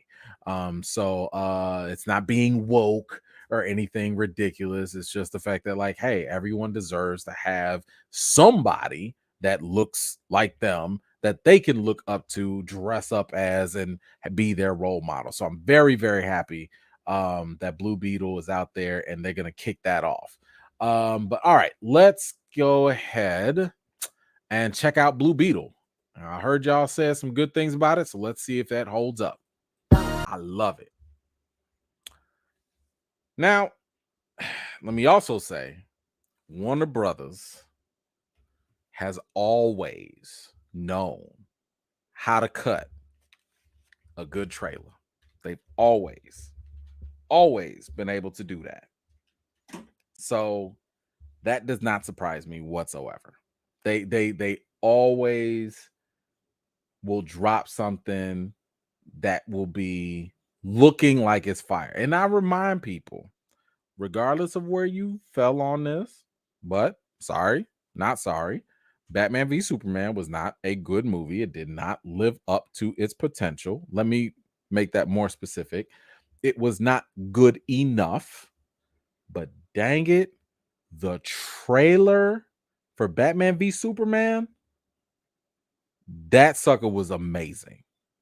Tell me, do you bleed? We was losing our collective minds. So, as with every DC product that I have to do nowadays, I have to say, no matter how good your trailer looks, I got to take a seat and see it for myself. I am going to go see this. I am definitely going to see it, and I'm going to give it a chance, because I remember I was kind of feeling this way with Shazam, the first one, and I really liked it. So I'm hoping to be surprised in the same way. Now, I will say, the music that they had on it, that was kind of cheating. That was kind of cheating, because y'all took a hot song. I just want to rock, like, y'all cheating, because y'all know that song is fire right now. And that was a really good soundtrack. But I don't know. For me, I like it. But my goodness, this movie does look like it's copying a lot of homework. It looked like it was just like, yo, Doctor Strange, Shang-Chi, Shazam, move your arm real quick. Move your C. Okay, cool. All right. B. Okay. But hey, maybe that's just the trailer. Maybe something else is gonna prove us wrong. I don't know. I will give it a shot, though. I will give it a shot. Y'all let me know, what did you think about the Blue Beetle trailer? Let me know your thoughts in the comments below. But I will say I do like it. It did look like it's copying, but I liked it. Mike, what you got? Now that you mention it, did you see the Netflix with the old school Power Rangers trailer? Oh, absolutely. Yeah, we talked about that, I think, a couple weeks ago, if I'm not mistaken. But yeah, I was very upset that Pink Ranger ain't gonna be in it. The Pink Ranger is not gonna be in it. But yeah, no, we definitely we talked about it though before. But thank you for that, Mike. Appreciate you. Deborah, Green Lantern plus Iron Man plus Karen voice. Nah. I mean, to be fair, that is true to the comic. Like, everything we saw was very, very close to the comic. So I'm not going to be terribly upset about that. Now, the one thing I'll say, and I'll say this for superhero movie fatigue, I'm gonna be a little disappointed if he has to go fight other scarabs. Like if I know that that's a thing. I know that that happens in the comics because we haven't seen a villain yet. But I personally get tired of seeing mirror villains. I don't like it when we have to have a hero go against a villain that has the exact same abilities, the exact same powers, and by one little chance they end up winning. That to me is played out. It's tiring. So Iron Man facing literally another person in the iron suit, boring. Cap facing off against some other super soldier, whatever. It's like, come on now, stop it. Like Black Panther going against another Black Panther. Like, come on now. Like, let's get something and mix things up so that way we can really have something very different show up. But anyway, thank you for that, Deborah. I really, really appreciate you for that contribution. But let's see what happens. All right, what else do we have? I had some other things. We got a lot of trailers. We got a lot. Oh, okay, let's do this one. Let's do this one. Secret Invasion. Let me pop that in. Let's get that one going. Because I've been looking forward to Secret Invasion for a minute. This has been, where is it? Do I have it? Yeah, I got it. Okay, there it is. I've been looking forward to Secret Invasion because it's been a long time coming for Marvel, in my opinion, to have a show or something that grew up. I need y'all to grow up. I'm not here for all the slapstick humor goofiness. I don't care about that. I need y'all to take some serious tones, and then we could take a break with comedy once in a while, but I need to see something. So I heard a lot of hype about this. Now we already had a teaser trailer before. And when I went to D23, they also showed that teaser too. So I kind of saw some stuff, but I heard from y'all a lot more hype from this specific trailer. So I want to see what the hype is about. I want to see if it's any better than the teaser that we got before. I'm excited about this period, but let's see if they gave us something better. Let's check out Secret Invasion.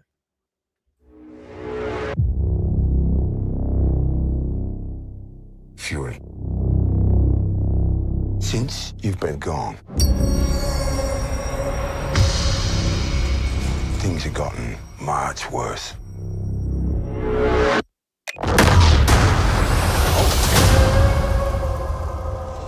How do you think I came back?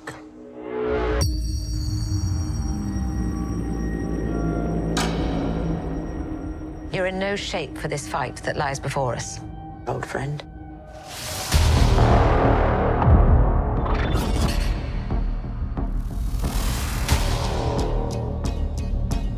This is personal.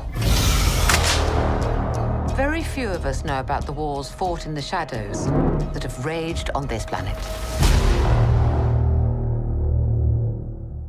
Do you feel responsible?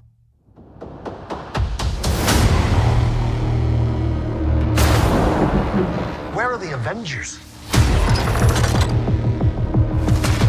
This war is one I have to fight. Alone.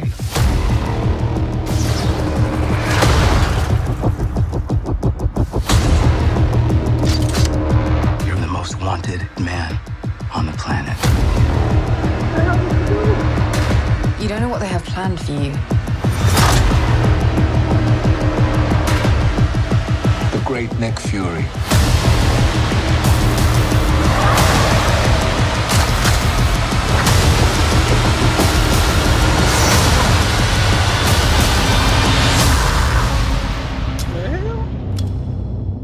Skrulls can do that. One last fight. Yo. Count me in. Count me in. Count me in. Count me in. It is about time.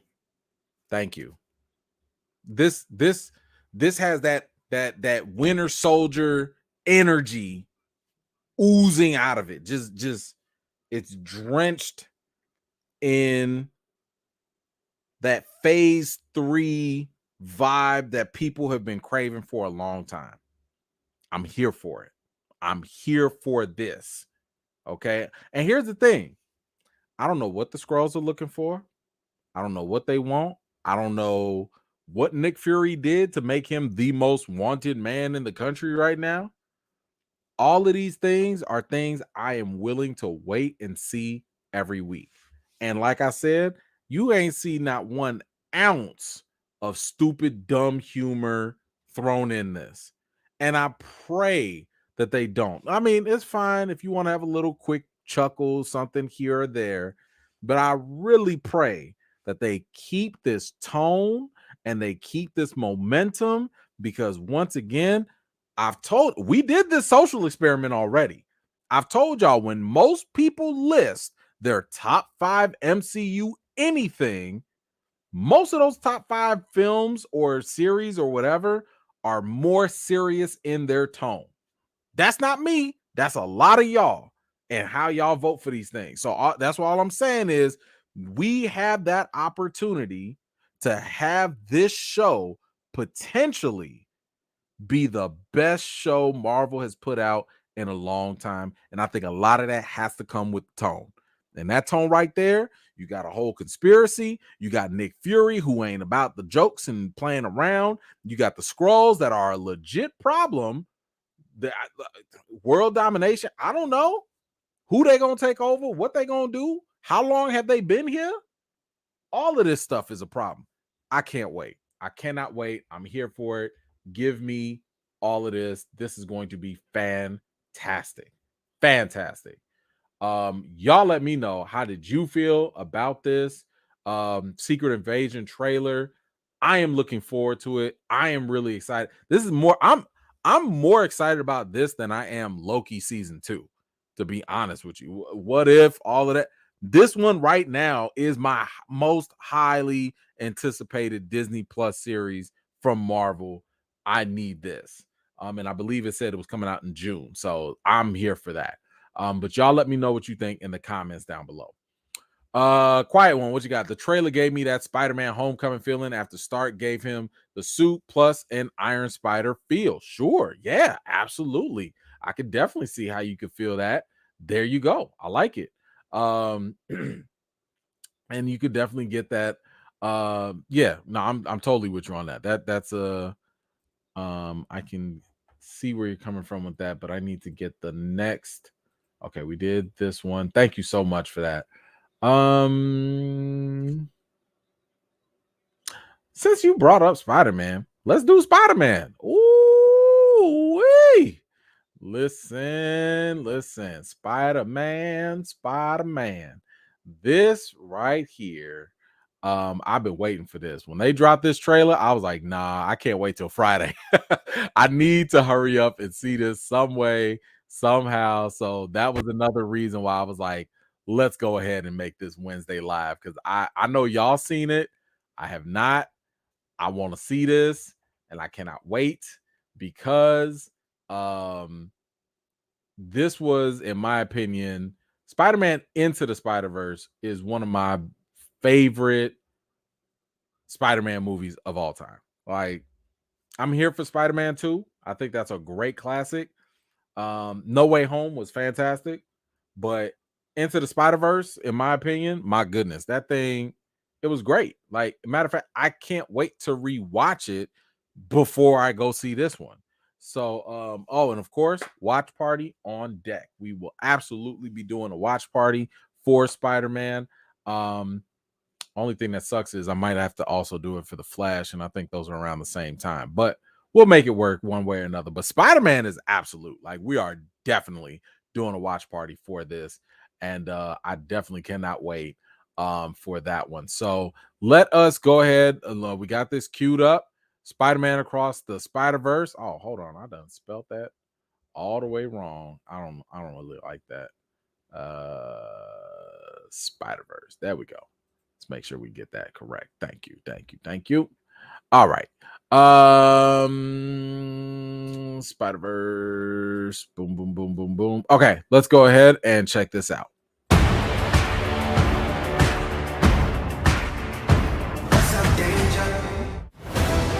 Sometimes, to do what's right, we have to give up the thing we want the most. Every day, I wake up knowing that the more people I try to save, the more enemies I will make. This is my chance to prove myself. This ain't the damn trailer. I'm sorry. This is not it. Woo-wee. Hold on. Somebody done got hacked. Give me a sec. That is not it. Is it? Oh, is it? No, I don't think this is it. Is this it? Hold on. I don't think this is it. Let me go double check. Because this is not given I think it is. I think that was the international trailer or something. Give me 1 second.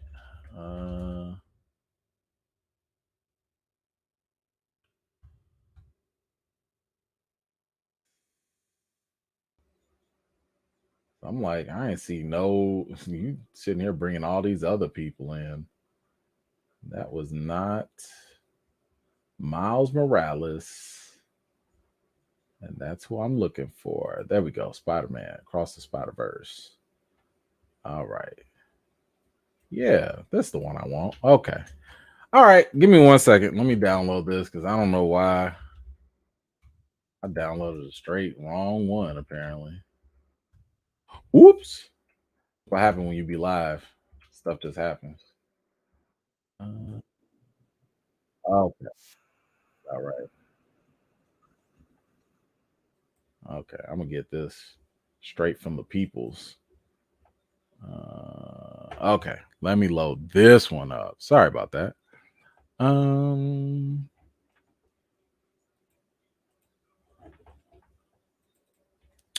Got it. Anyone can win. No, what's wrong? Shut up. This one. Okay, now we got it. We in there. Sorry about that. Technical difficulties. It happens. All right, now let's check this out. Across the Spider-Verse.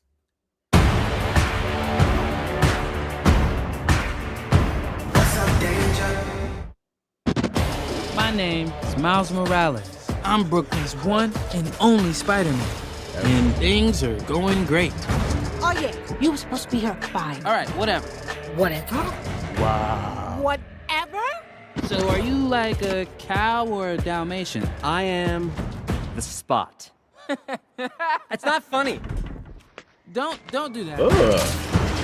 Miles's grades are pretty good. A in AP Physics. That's my little man. And a B in Spanish. What? Ooh, okay. Miles, mira, eso es imposible. I gotta go. I get no B in Spanish. He's lying to you. And I think you know it. What's up, danger? Miles! Want to get out of here? Oh, when? So wait a minute. There's an elite crew with all the best spider people in it? Who's the new guy? This is unbelievable. This is the lobby. Miguel O'Hara. The whole thing was his idea. What's a guy got to do to join this spider team? You can never be part of this. Don't even get me started on Doctor Strange and the little nerd back on Earth 1999-99. Come on, go easy on the kid. Word. He had a terrible teacher. Peter. Miles! It's just gonna call You out have a to baby? holler I like have a baby. I'll take it from here. Miles, being Spider-Man is a sacrifice. What's up, danger? You have a choice between saving one person and saving every world. Oh no. Send me home. I can't do that. I can do both. Spider-Man always. Not always. What about Uncle Ben? If not for Uncle Ben, most of us wouldn't be here. Can't stop me now! You can't run forever, kid! I can't lose one more friend. Miguel, this isn't what we talked about. You knew? I have no idea what you're doing! Everyone keeps telling me how my story is supposed to go. Nah, I'm gonna do my own thing. All stations, stop Spider-Man. Oh! They did the point. I like it. I looked at my uncle and let me guess. He died. Okay. I like that. Oh, that's gonna be nice. That's nice. That is nice. I like that. I like all of that. Oh man, yo, that was really good. That was dope. Okay, so first of all, this was funny. I like the spot thing. Okay, so he gonna have to make a sacrifice. I don't like that. I don't like that at all. Cause now he gonna have to lose his daddy. Again, this is just a trailer. I don't know.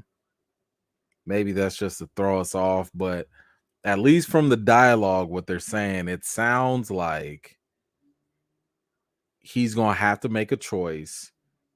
And this is giving me similar vibes to the Flash, with Flashpoint, where in the Flash, Barry had to make a decision. Okay, you can either go back in the past and save your mom, but if you save your mom, the whole rest of the world and everything gets screwed up because you change the timeline, or you got to let your mama die and then everything goes as it is. So I hope that's not the case for this, because Miles already lost his uncle. Didn't he lose his uncle in the first movie, The Prowler? So I'm like, I thought that was his Uncle Ben, his sacrifice, so to speak, because the Spider-Man character, Peter Parker does go through a lot. He loses a lot. He suffers a lot, but it's also what makes him relatable, for readers and comics and stuff. And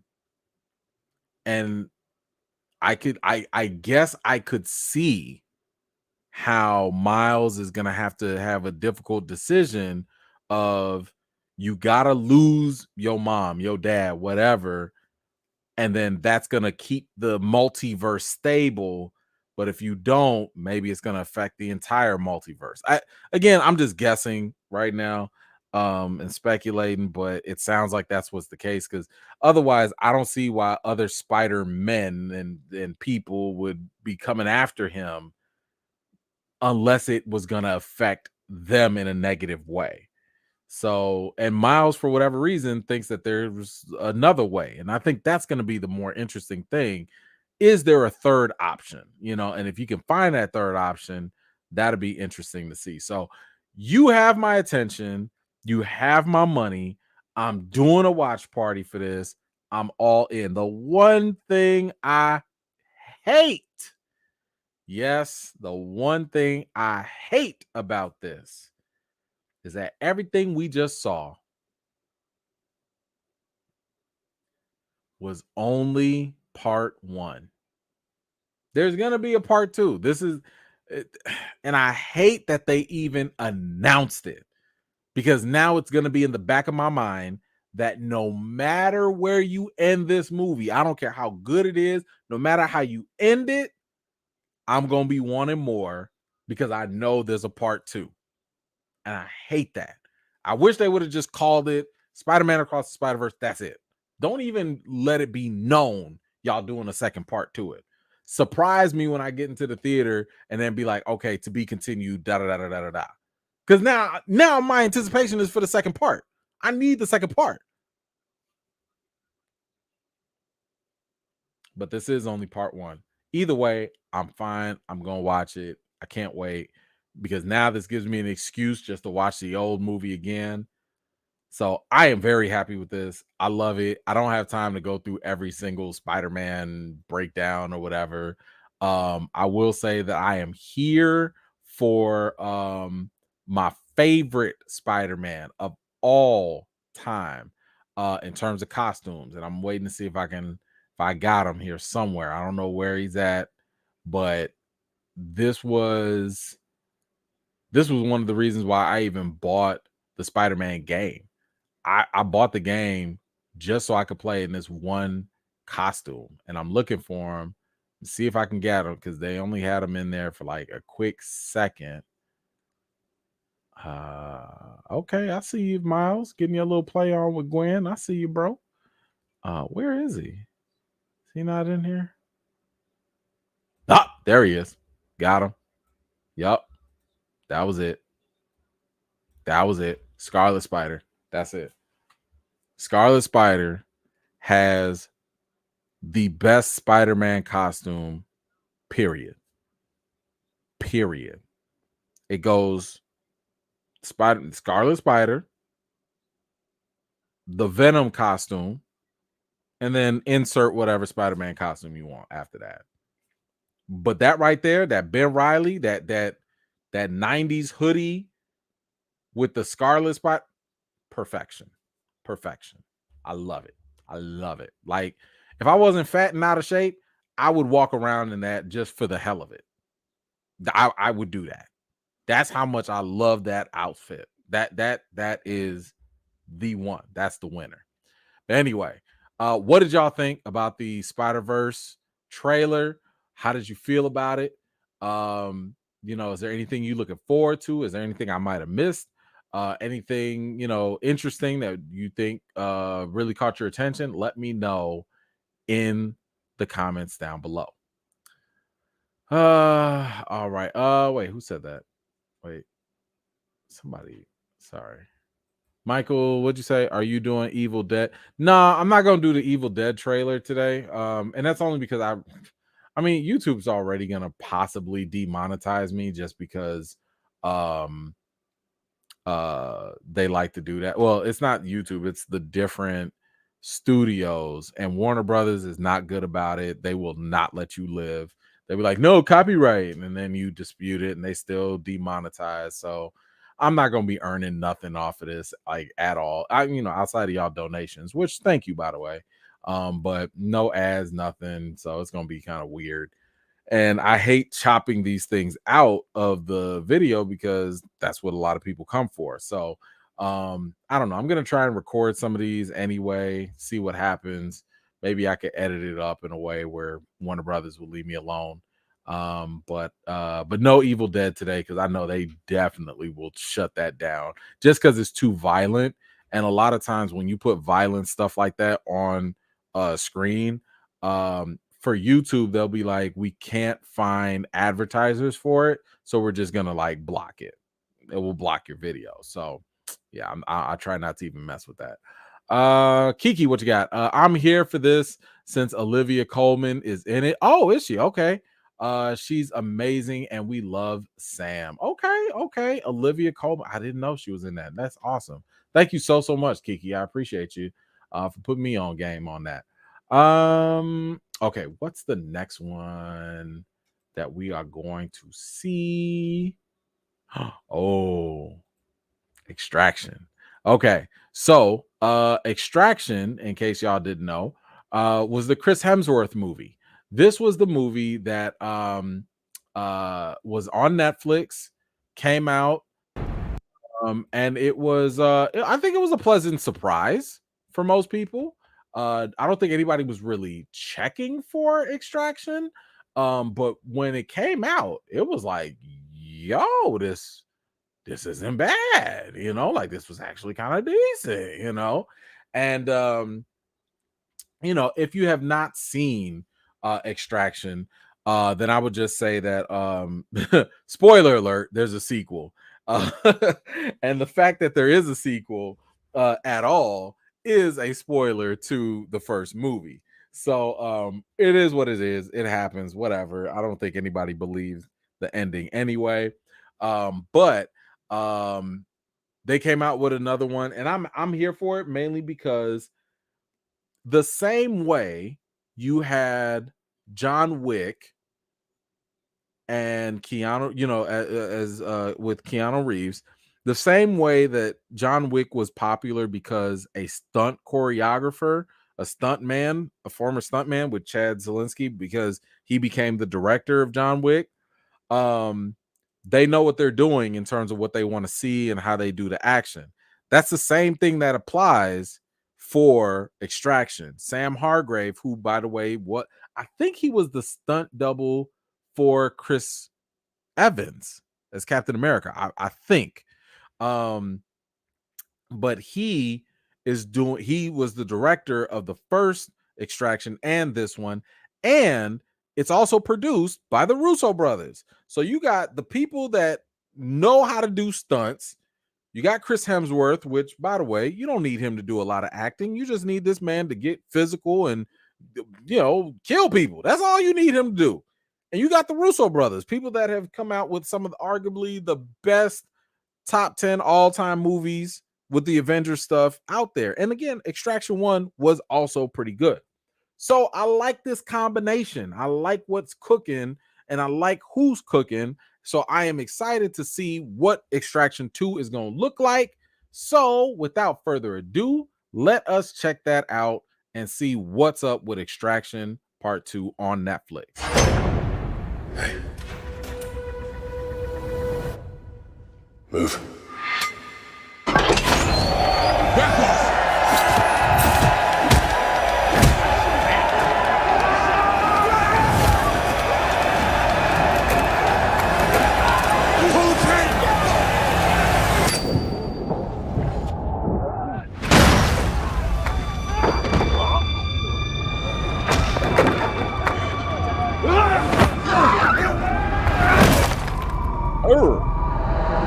Tyler, you were clinically dead 9 months ago. Man got knocked out. They ain't even But you fought your way back. You came back for this. Why?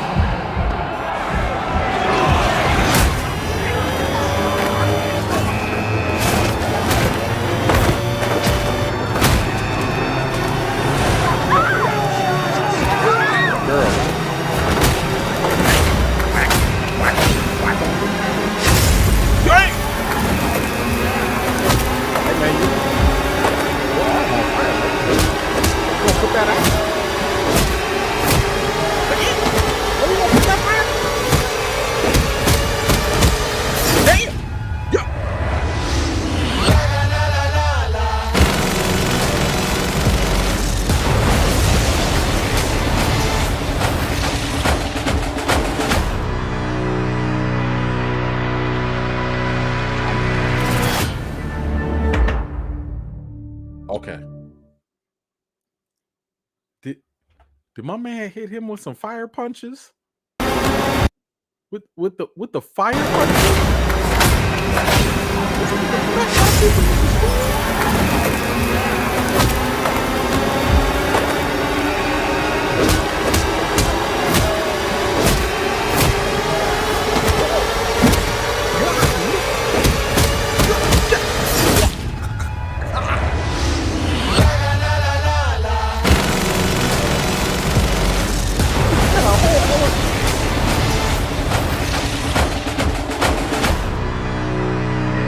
It's gonna be about that action.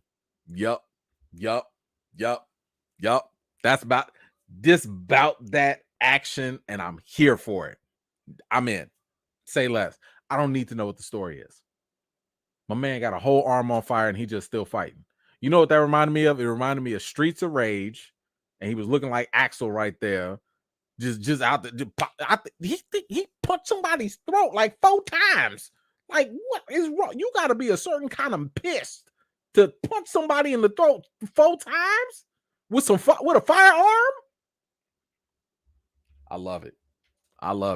I'm here for this. I am here for this.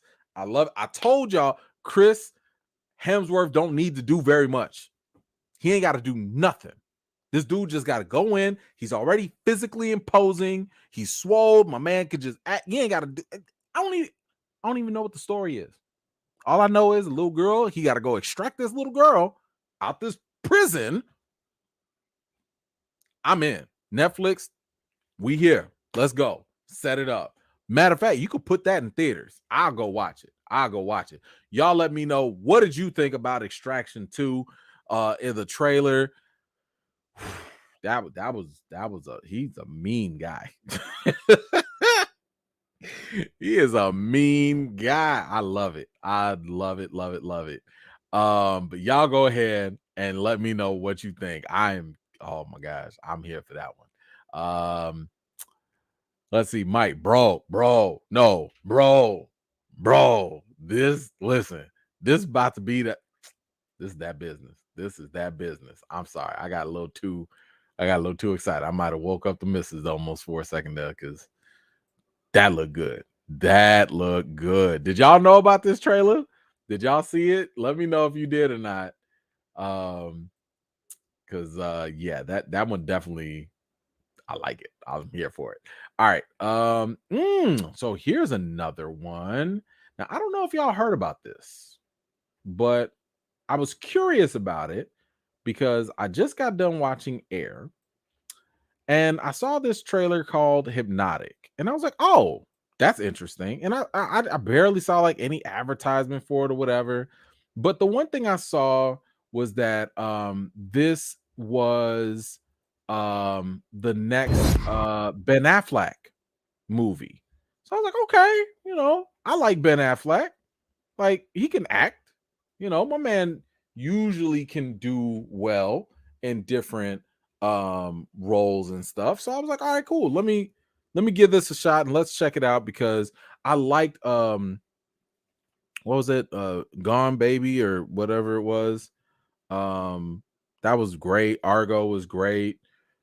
Now some of his other movies, sometimes he be hit or miss, but usually I like when Ben Affleck picks something, because it'll be something very risky or different, but at the same time, he won't usually be the problem. And then you also have like classics like The Town. Like, Ben can do some things, right? So anyway, and I just saw Air. I think I posted my reaction. I didn't post a review for it, but if you haven't seen Air, go watch it. Go watch Air. That is a dope movie. Good feel-good movie. Good documentary about basically how Nike got Michael Jordan and all that stuff. It's a good story. Great acting. Great cast. Chris Tucker's funny. Marlon Wayans, small role but good. Matt Damon's fantastic. Ben Affleck, supporting role but still good. And Affleck directed it, and he's really, really good as a director. So I don't think he's directing this Hypnotic, but he is in this. Gone Girl, that was the movie. Gone Baby, Gone Girl. If you have not seen Gone Girl, go watch it. That's a good movie too. That's a great movie. But anyway, y'all go watch Gone Girl. Y'all go watch Air, and let's see what he got cooking over here with Hypnotic, because I saw it and I was like, okay, let's see what Ben is doing here. So this might suck. I don't know. It might suck. If it does, I didn't make it. So yeah, sorry. What do you see? Your daughter? The park? Wasn't paying attention. Just for a second.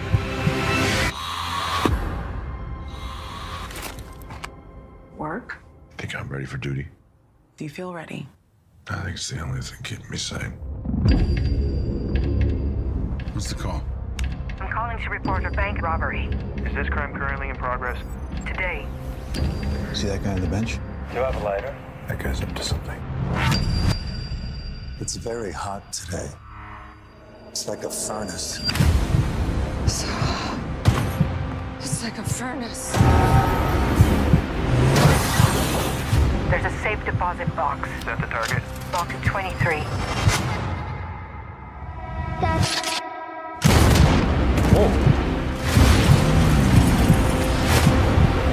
Hands up! But I'm the wrong man. Shut up. Where is she? What? I know you called the tip in on the bank heist. Who the hell are you? What makes total strangers pull off an elaborate bank heist? Are you familiar with the concept of hypnotics? Hypnotics. Hypnotics have the ability to influence the brain, sound, voice, Need a light? locking eyes. Hypnotics use them to make you see a version of the world that doesn't exist. Oh, hell no. Next. It's not him anymore. Nick, stop! I have to know everything.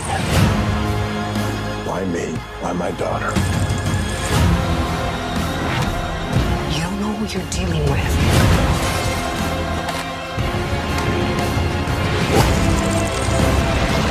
What you're seeing isn't real! Get back! Hypnotics make everything that you see and do feel perfectly normal.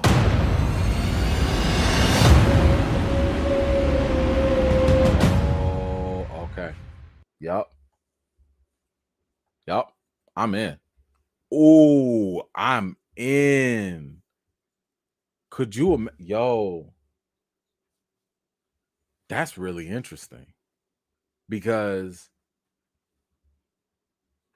it gives me, I saw like the buildings moving and stuff, so it kind of gives me the Inception vibes, right? With Leonardo DiCaprio. I mean, how do you fight that? How do you go against somebody who literally can alter your perception of reality? What?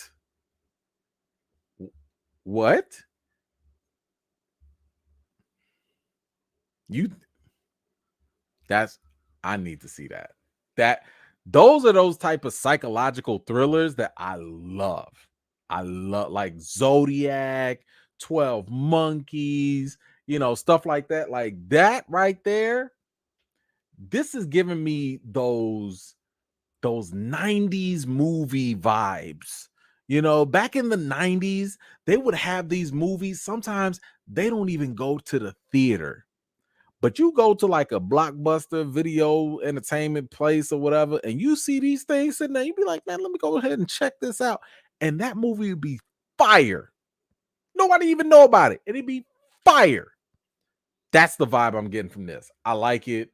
I don't know what's real. I don't know what's not real, but I like the fact that it's giving us the perspective from Ben Affleck. So now we also, as the audience, we don't know what's real or not either. I'm with it. I'm here. I'm here for that. Good job, Ben. That already looks like a good movie. That's going to be something. So I'm here for it. Y'all let me know, what do you think about Hypnotic?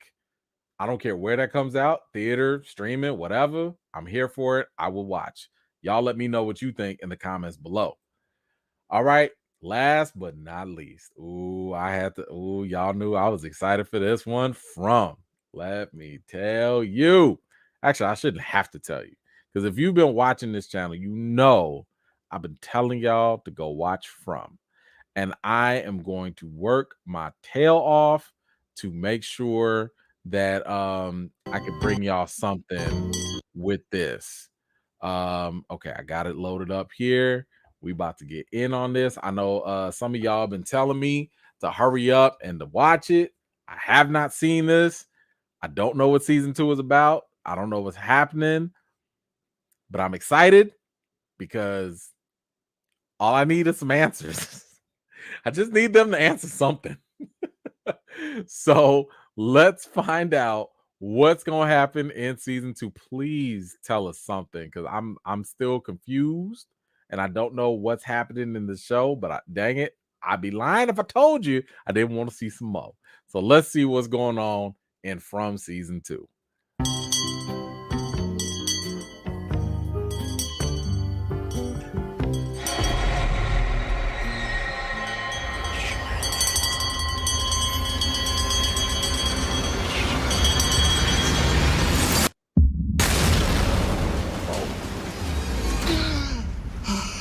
I was about to say, wasn't you in the well? Forgot about the bus. Yeah. Oh my God. We've got some problems. Yeah, you got more people. How do you think they're gonna react when we tell them they can't leave? Look, I know this sounds crazy, but none of you are safe here. Whoa, what the hell is she talking about? We are Oh, you all gonna in die. this thing together. There are things around here that walk and talk just like us. No. Until they walk up to you and No. rip your guts out. There is no way out. Oh.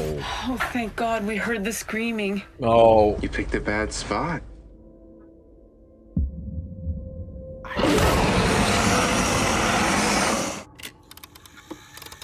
hate it when they smile. Stars shining bright above you. I need to do whatever I can to get these people home. Light breezes seem to whisper, I love you. Birds sing in the sycamore They can come out in the tree. daytime? If all this was designed just to see how we react. Dream a little dream of me. This ain't real. What if it's all just a dream?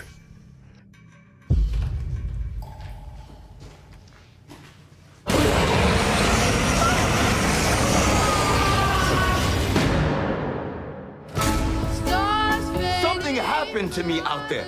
Something I don't understand. This place, it isn't what you think. Broken people don't survive here, boy. Fear is what makes us heroes. I'm seeing a lot of people pushed to their edge. You ever wonder if maybe that's the point? But in your dreams, whatever they be, dream a little dream of me. Okay. Okay. All right. All right.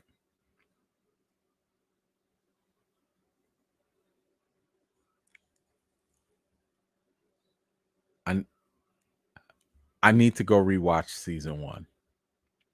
Like right now, because this come out April 23rd. That's just in a couple weeks. I need to go rewatch every episode of season 1. Because I just realized how much stuff I forgot.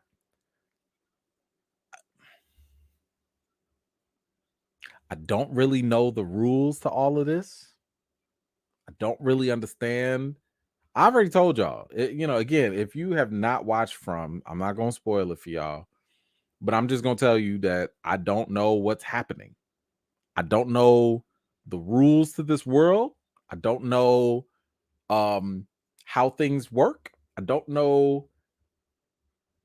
All I know is not to go out at night. But then I'm seeing things coming out now. I need to go back and rewatch. And that's just what I'm going to do. That is literally just what I'm going to do. I don't have this. I'm hyped for season 2. Don't get me twisted. Now I'm hyped for season 2, but I need to go back because there were so many little things, and I'm afraid that there were little things that I probably missed because I was so busy saying what the F. So now that I kind of seen it already, I'm gonna go back and rewatch, and I'm gonna see if I can catch something. I don't think I will catch anything, but I'm gonna try. I'm gonna try to make some sense out of this nonsense that is so good. So anyway, please watch this if you have not watched it already. I've been saying this before, From is probably the best show that not enough people know about and not enough people are talking about. But it is definitely one of those, like if From was on HBO and not on Epix or Amazon Prime or whatever, this thing would be way bigger than it is right now. Like, in my opinion, From has Lovecraft Country vibes or Lovecraft Country momentum. Let's keep in mind, Lovecraft Country was not like a hit at first. Okay, it just wasn't. It wasn't until we started doing the ground roots effort with this, and people was like amping it up with word of mouth, and that's what got Lovecraft Country moving, right? I feel like From is very close to that. It's very close to that. It's just on a small network that's not getting enough eyeballs. But Y'all got to go watch it. If you have not, please do. I'm gonna go rewatch. Like, is it too late? Dang, nah. All right, I'm gonna go watch one episode because this thing just got me motivated, and it is also getting late. But anyway, y'all let me know, how did you feel about the From trailer for season 2? Please let me know your thoughts down below. And by the way, if you got some theories, if you got some things that you think, some answers, go ahead and shoot them my way because I don't know nothing.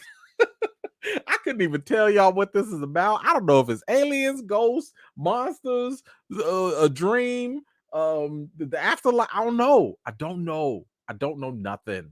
Okay, I don't know nothing. Anyway, that's all I got for tonight, y'all. I appreciate y'all for coming in, hanging out with me this late. Sorry for keeping y'all up past your bedtimes. But like I said, no, right now, no live on Friday. Just don't count on it. Maybe if I could squeeze something in, maybe if something crazy happens, I'll work something out. But I'm not counting on it right now. And anything else that comes up, I'll just roll it over until the next live next time. But anyway, we got Mandalorian episode 6 on next Wednesday. Then of course we got the next Friday live chat. I don't know if there's anything else. I don't think I'm missing anything else. So make sure you're replaying. Shout out to the replay gang. And I appreciate y'all once again. You know the routine. Wash your hands, wash your butts. Have a fantastic rest of your week until I see y'all next time. Peace.